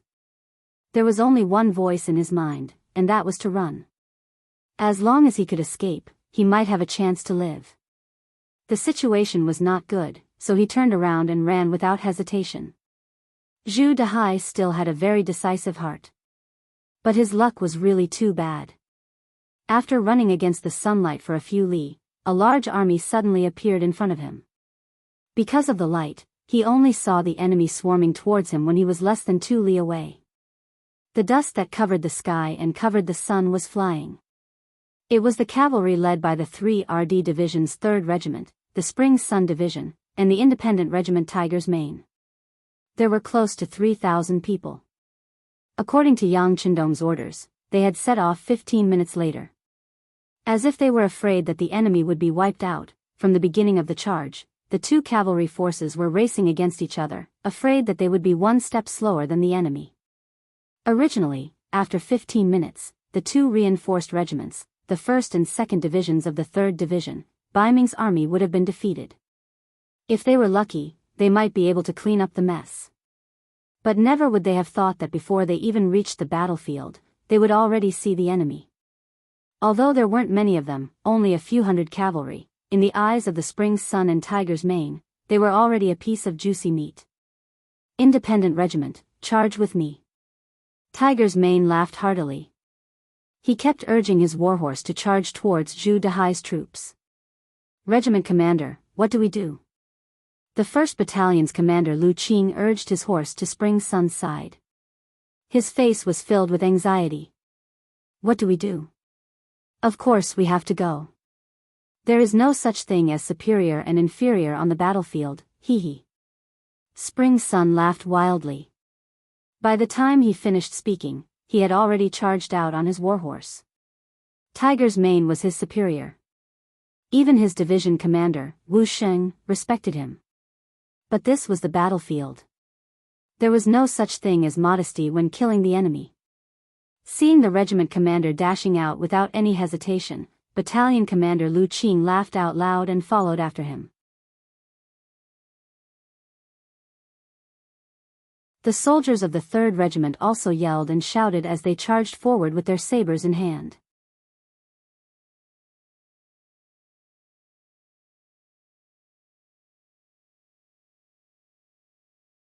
Chapter 663.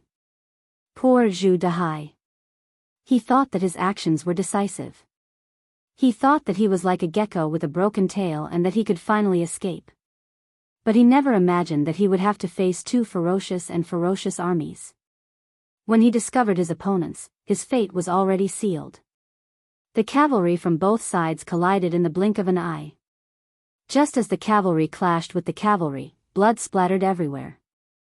Sharp sabers flashing with silver light were constantly raised and chopped down. One by one, the Biming cavalry was forced to block the attacks. Some of them couldn't even withstand one blow and were immediately chopped down from their horses. Some of them were quite good on horseback, but when faced with continuous chopping and chopping, how many times could they block? They could only raise their arms a few more times. In the end, they still couldn't avoid the fate of being chopped down from their horses. Zhu Dahai's horse riding skills were considered passable. He was barely able to exchange blows with the two 5-star army cavalrymen. Under the powerful impact, he could already feel his arm swelling. Just as he was thinking that he wouldn't be able to withstand a few more collisions like this, he was afraid that he wouldn't be able to lift his arm anymore. However, when their weapons collided for the third time, a completely unexpected scene occurred. The saber in his hand actually broke into two pieces. How could this be? This scene caused Zhu Dahai's eyes to widen. The quality of the saber in his hand wasn't bad. How could it break after only 3 collisions? If he didn't even have a weapon, how could he fight? All kinds of thoughts flashed through his mind. Then, another cavalry from the 5-star army flew past them. Zhu Dahai reflexively raised his right arm to block the attack. But then, an intense pain spread from his arm to his entire body. Then, he stared in disbelief as his right arm was separated from his body. Fresh blood spurted out from his body and filled his eyes.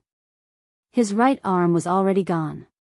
He didn't feel the pain because the saber in the hands of the 5-star army was too fast. It was so fast that he didn't even feel the pain before everything was over. And before he could cry out in shock, another cavalry from the 5-star army rode past him. This was a scene that he would never forget for the rest of his life. For the first time, he could clearly see his own back. That was the last thing he saw before his head flew high into the air.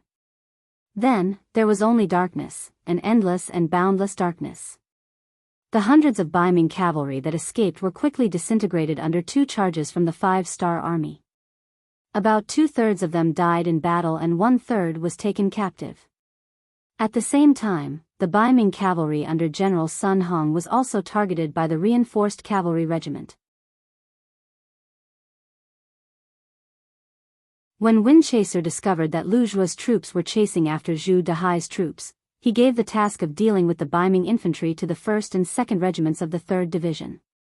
He led the reinforced cavalry regiment to target the more powerful Sun Hong's troops. Using young Master Yang Chendong's words, 10,000 cavalry against 5,000 Biming cavalry and 5,000 Biming infantry. The battle hadn't even started yet, but the outcome had already been decided. Rather than calling it a battle, it was more accurate to call it a training exercise. Even if it was a training exercise, how to ignite everyone's fighting spirit, how to create an invincible heart through this battle, this was the true meaning of this battle. Since it was a training exercise, of course they had to choose the strongest enemy as their opponent. Looking at the battle horses, Biming's 2,000 cavalry was barely enough to be seen. Everyone in the reinforced cavalry regiment, put on your glasses and follow this regiment commander. After adjusting the direction of the battle horses, Windchaser released a loud shout, taking the lead and bringing the 1st and 2nd regiments of the reinforced cavalry regiment to charge towards the right side of the battlefield.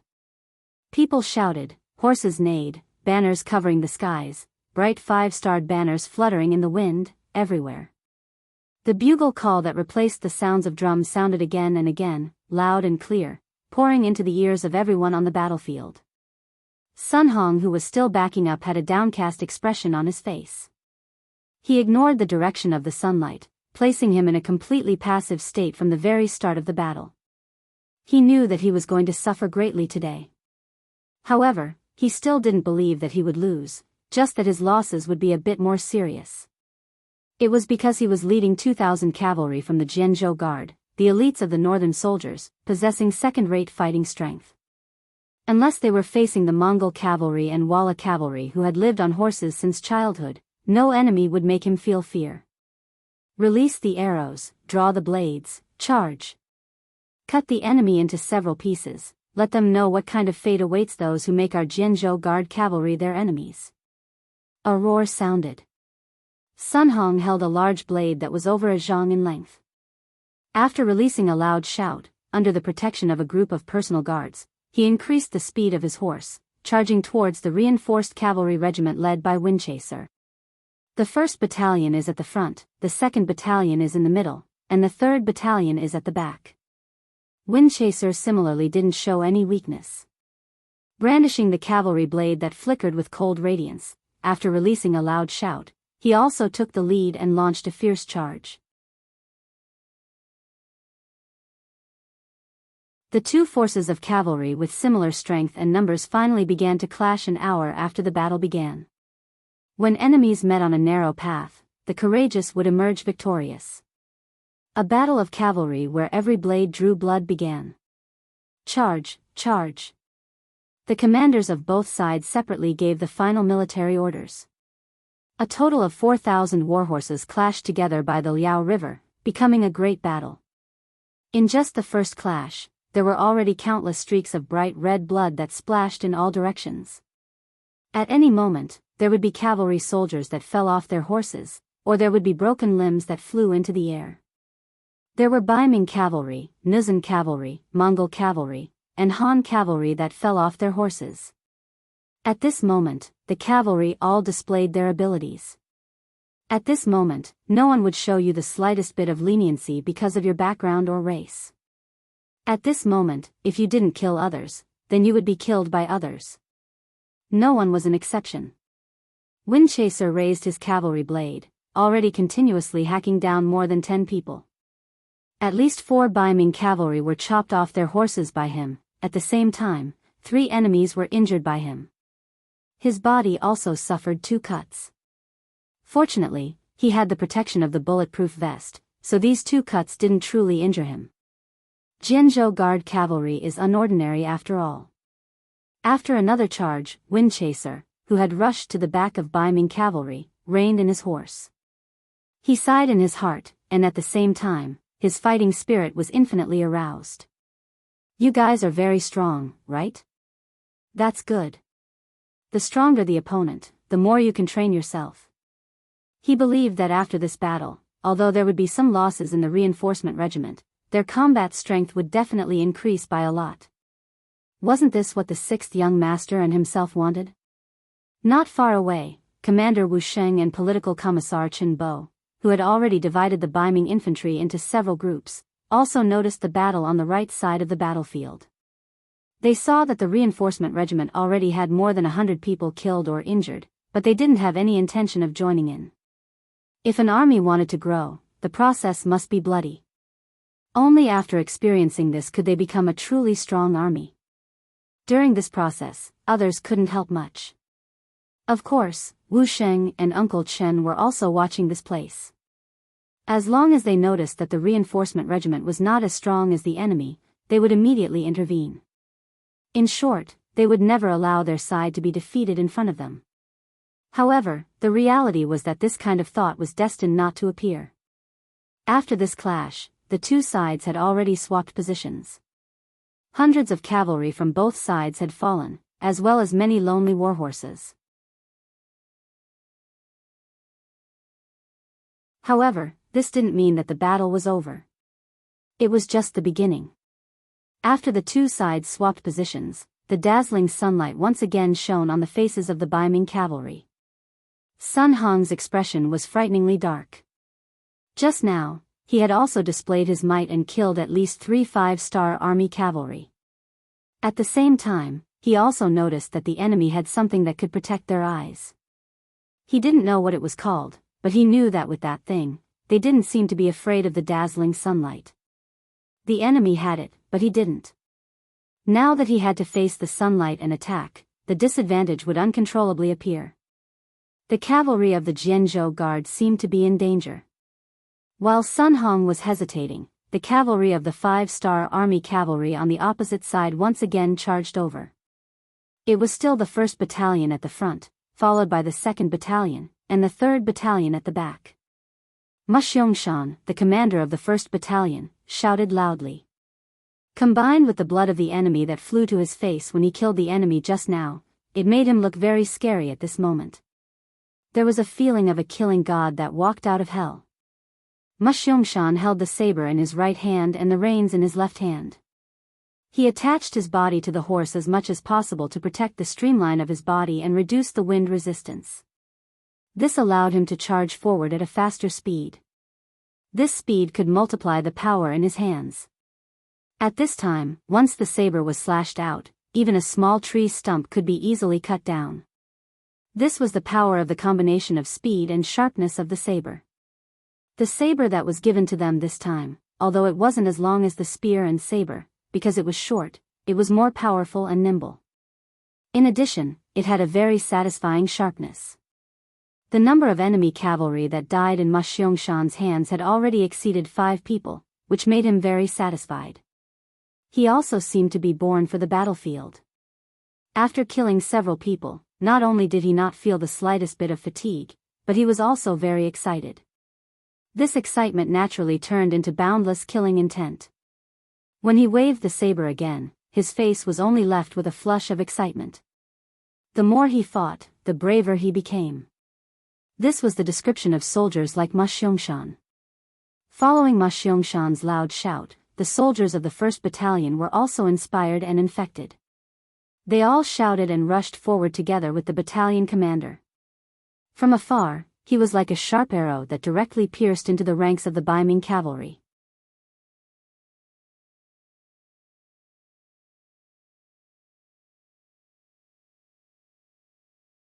Chapter 664.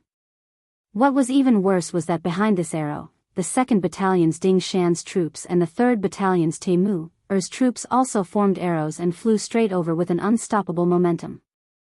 In comparison, the Northern Ming cavalry was naturally much weaker in terms of aura. In the first clash, they relied on their self-confidence, relying on the momentum that the world would avoid whenever they appeared. However, when they truly clashed, they discovered that the 5-star army was much stronger than they had imagined. Their unstoppable momentum, their sharp sabers, and their merciless ruthlessness actually caused them to suffer a small loss in the first clash. Looking at the center of the battlefield, they accounted for 2/3 of the cavalry that were killed. They were like little flowers in a greenhouse, always thinking that they were the most beautiful in the world.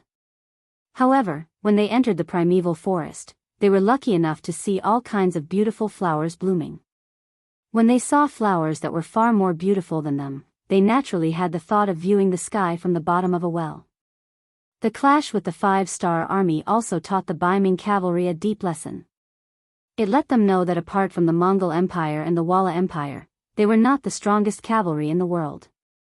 Once such a thought appeared, it could not be suppressed. If they lost in terms of temperament, their morale would naturally be much weaker. Taking advantage of this time, the 5-star army once again clashed. Looking at the vast number of enemies charging at them, most of the Biming cavalry could not even open their eyes completely. In addition to the lack of morale, the morale of the army began to fall into chaos. Don't panic, don't be afraid. We will always be the strongest. Everyone, follow me and attack. Sun Hong sensed the change in the mood of the cavalryman beside him. After he knew that something was wrong, he shouted loudly. Then, without giving the other cavalrymen time to react, he led a dozen of his personal guards and was the first to gallop out. No matter what, he had led troops for many years and had experience. The more it was like this, the more Sun Hong knew that he could not hesitate. He could not give the soldiers any more time to think. Otherwise, once the morale of the army crumbled, there would be no way to continue fighting this battle. Sun Hong took the lead and charged out. With him leading the charge, many of the Biming cavalry who were still hesitating followed him. However, they were still one step too late and allowed Sun Hong to become the vanguard. Moreover, there were only a dozen of them in the vanguard. Logically speaking, when cavalry clashed, the general of each side should be protected.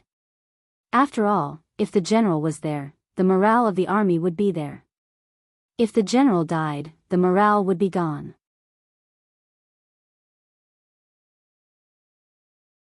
However, at this time, he did not care about that. He didn't dare to stop and wait for the cavalrymen behind him to converge. Who knew if the cavalrymen behind him would also stop if he stopped? Such a move was no different from courting death in a situation where the cavalrymen were charging at him. Sun Hong, who had no choice but to brace himself and charge forward, did his best to avoid the main force of the 5-star army cavalry. He wanted to take a roundabout route and charge past the enemy cavalry. As long as he did not clash head-on with the enemy cavalry, there shouldn't be any danger. Therefore, what happened next was a puzzling scene. With Sun Hong as the vanguard, the dozen or so Biming cavalry didn't meet the imposing main force of the 5-star army cavalry. Instead, they dodged and charged to the side of the battlefield. This was a clear display of weakness to the enemy. It was even a cowardly action. It was something that the cavalry code of conduct did not allow to happen.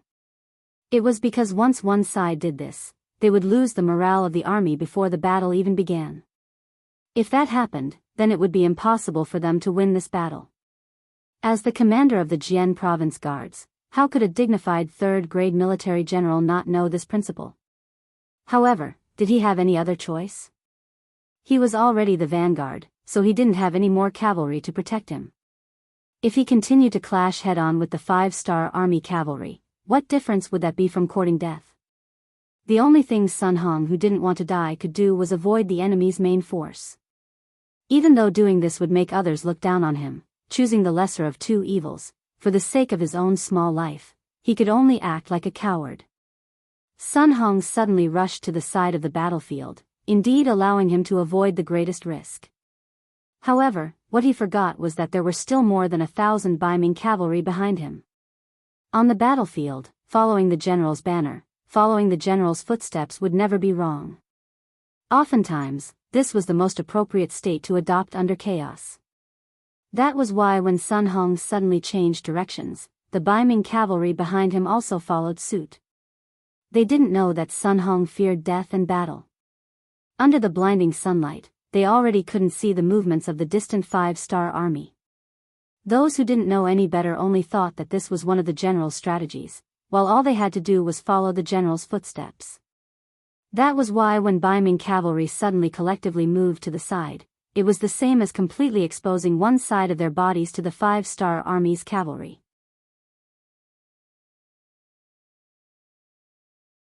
First Battalion Commander Ma Xiangshan, who had originally already prepared himself for a life-and-death battle, when he saw that the enemy cavalry actually didn't face them head-on, instead exposing one side of their bodies to him, how could he let go of such a good opportunity?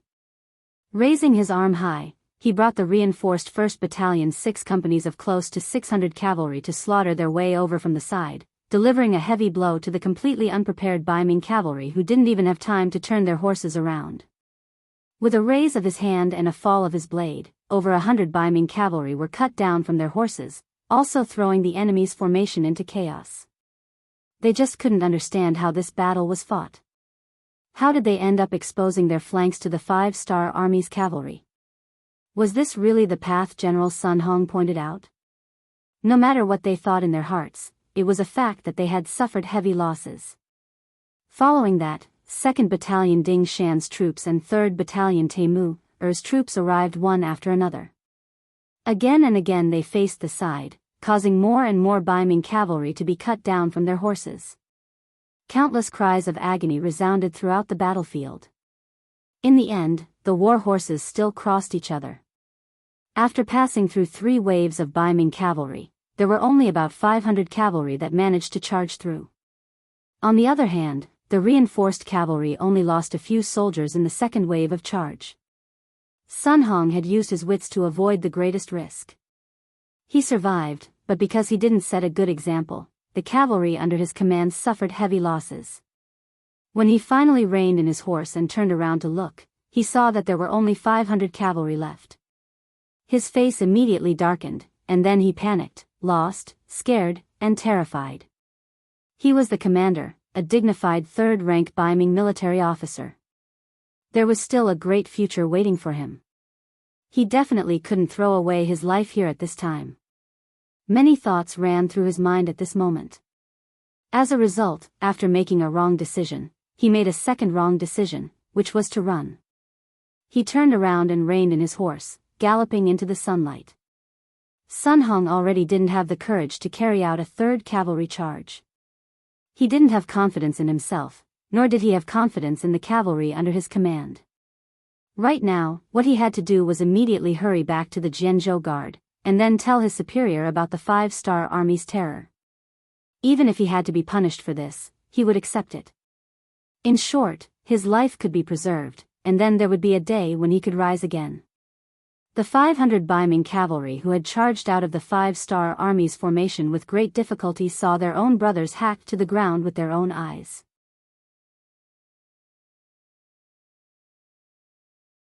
While they blamed their main general for his poor command, they also wanted to charge back and get revenge for their comrades. However, they never would have thought that their main general Sun Hong would run away just like that, bringing more than 10 personal soldiers with him. Retreat. Among the 500 cavalry, there were still 3 centurions. After exchanging a single look, they similarly made the decision to retreat. Even though after doing this, even if they returned, they would still be punished, but even Commander Sun ran, so were they still going to stay here and serve as live targets for the enemy? The 3 centurions made the same decision. The 500 cavalry turned around and fled, chasing after Sun Hong's figure. Cowards without balls. After a short rest, when Ma Xiangshan launched his third charge, what he saw was precisely the scene of Biming cavalry fleeing. After cursing loudly from his horse, he immediately chased after them with the high morale 1st Battalion. Behind him, the 2nd Battalion, 3rd Battalion, and the 2 companies directly under the regiment commander Windseeker also followed one after another. Right now, they had already won this battle. The only difference was how much of a victory they could expand to. If they could capture or kill the enemy's main general, then that would be perfect. However, after all, the enemy had fled a step first, so if they wanted to capture him, it wouldn't be easy. No matter how hard it would be, they should always try. Just like this, on the right side of the battlefield, Biming cavalry was crazily running at the front. Behind them was a group of 5-star Army cavalry following behind. Both sides were getting further and further away from the Liao River. Facing the dazzling sunlight, Sun Hong led a dozen personal guards to run at the front. From time to time, he would turn around to take a look, his face revealing a fortunate expression. Even though this time he acted as a coward, but this kind of method of immediately retreating when he couldn't defeat the enemy still caught the enemy off guard. It seemed like his little life was saved. Sighing in his heart, Sun Hong continuously used the horsewhip to whip his warhorse, wanting to quickly leave the battlefield and ensure his safety. As time passed, the dazzling sunlight wasn't as strong as before. Sun Hong could finally see everything in front of him clearly. Because of this, his eyes widened more and more, because he actually saw a cavalry appear in front of him. In his impression, he definitely didn't send any reinforcements to support him. Then where did this cavalry come from? Could it be the reinforcements sent by Sacha River Guards and Tai Ningwei?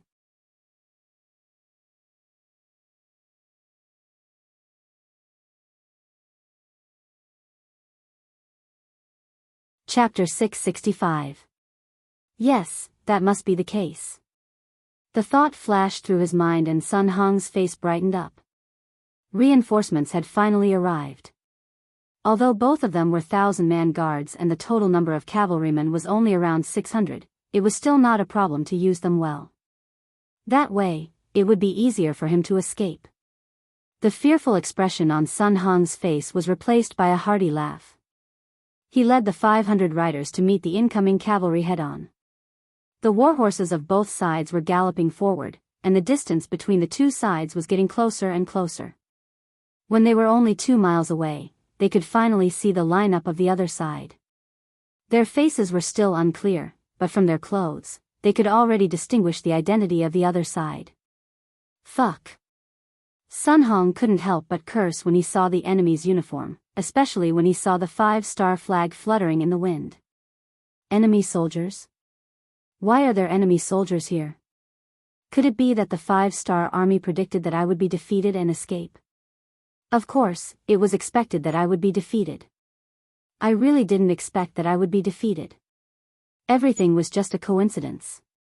The enemy was the 3RD Division's 3rd Regiment Spring Sun and Tiger's Mane's Independent Cavalry Division's 4 battalions. Not long after they charged out, they were lucky enough to encounter the defeated Zhu Dahai's troops. Naturally, they surrounded them and wasted some time there. Sun Hong thought that after such a long time, the battle would be over and they wouldn't need to do anything else. However, the heavens were really good to them. They encountered another Biming army. After seeing that it was the Biming cavalry, Tiger's Mane and Spring Sun didn't care about which division they were from. They were afraid that the enemy would steal their credit and charged forward with their swords drawn. The 2,000 cavalrymen were like cats that saw mice. They were afraid that if they were late, they wouldn't have the chance to kill the enemy. It was actually the 5-star army. Sun Hong's eyes widened and his body trembled. How could there still be a 5-star army here? Since they were so powerful, why didn't they just charge at the first time? If that was the case, wouldn't they be defeated in a single charge? How would Sun Hong know that the number of people in the 5-star army reported by the scout didn't include the people guarding the supplies? Those people were the independent soldiers.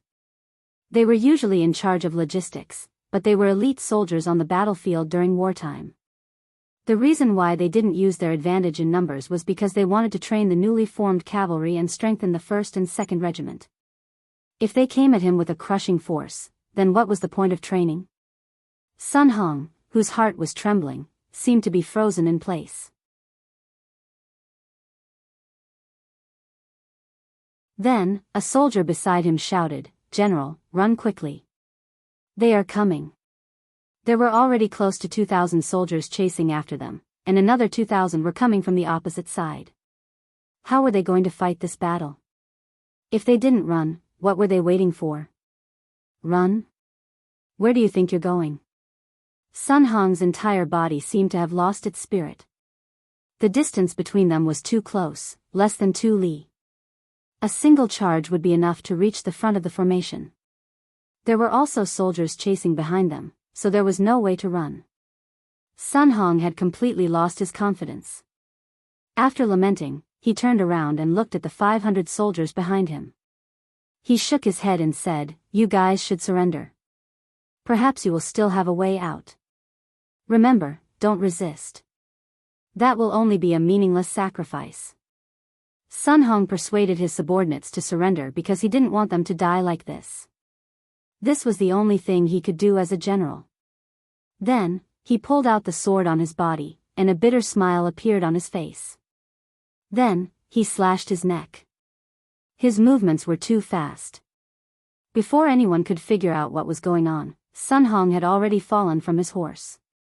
His eyes were wide open as if he was expressing the unwillingness in his heart. But in the end, he still killed himself.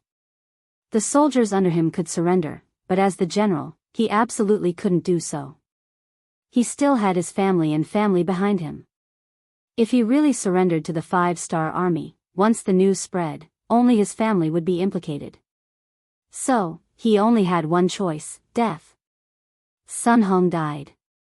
Without their general, the 500 Biming cavalry chose to surrender when they were surrounded by the 5-star army. Among them, there were some hot-blooded men who wanted to die for a righteous cause. But before they could pull out their swords and prepare to fight, they were stopped by their fellow soldiers. You may not be afraid of death, but some people were. If your individual resistance angered the 5-star army and they were all killed, then wouldn't everyone be buried with you? In the end, the 500 Biming cavalry all surrendered. Normally, with 500 surrendered soldiers, everyone should be happy.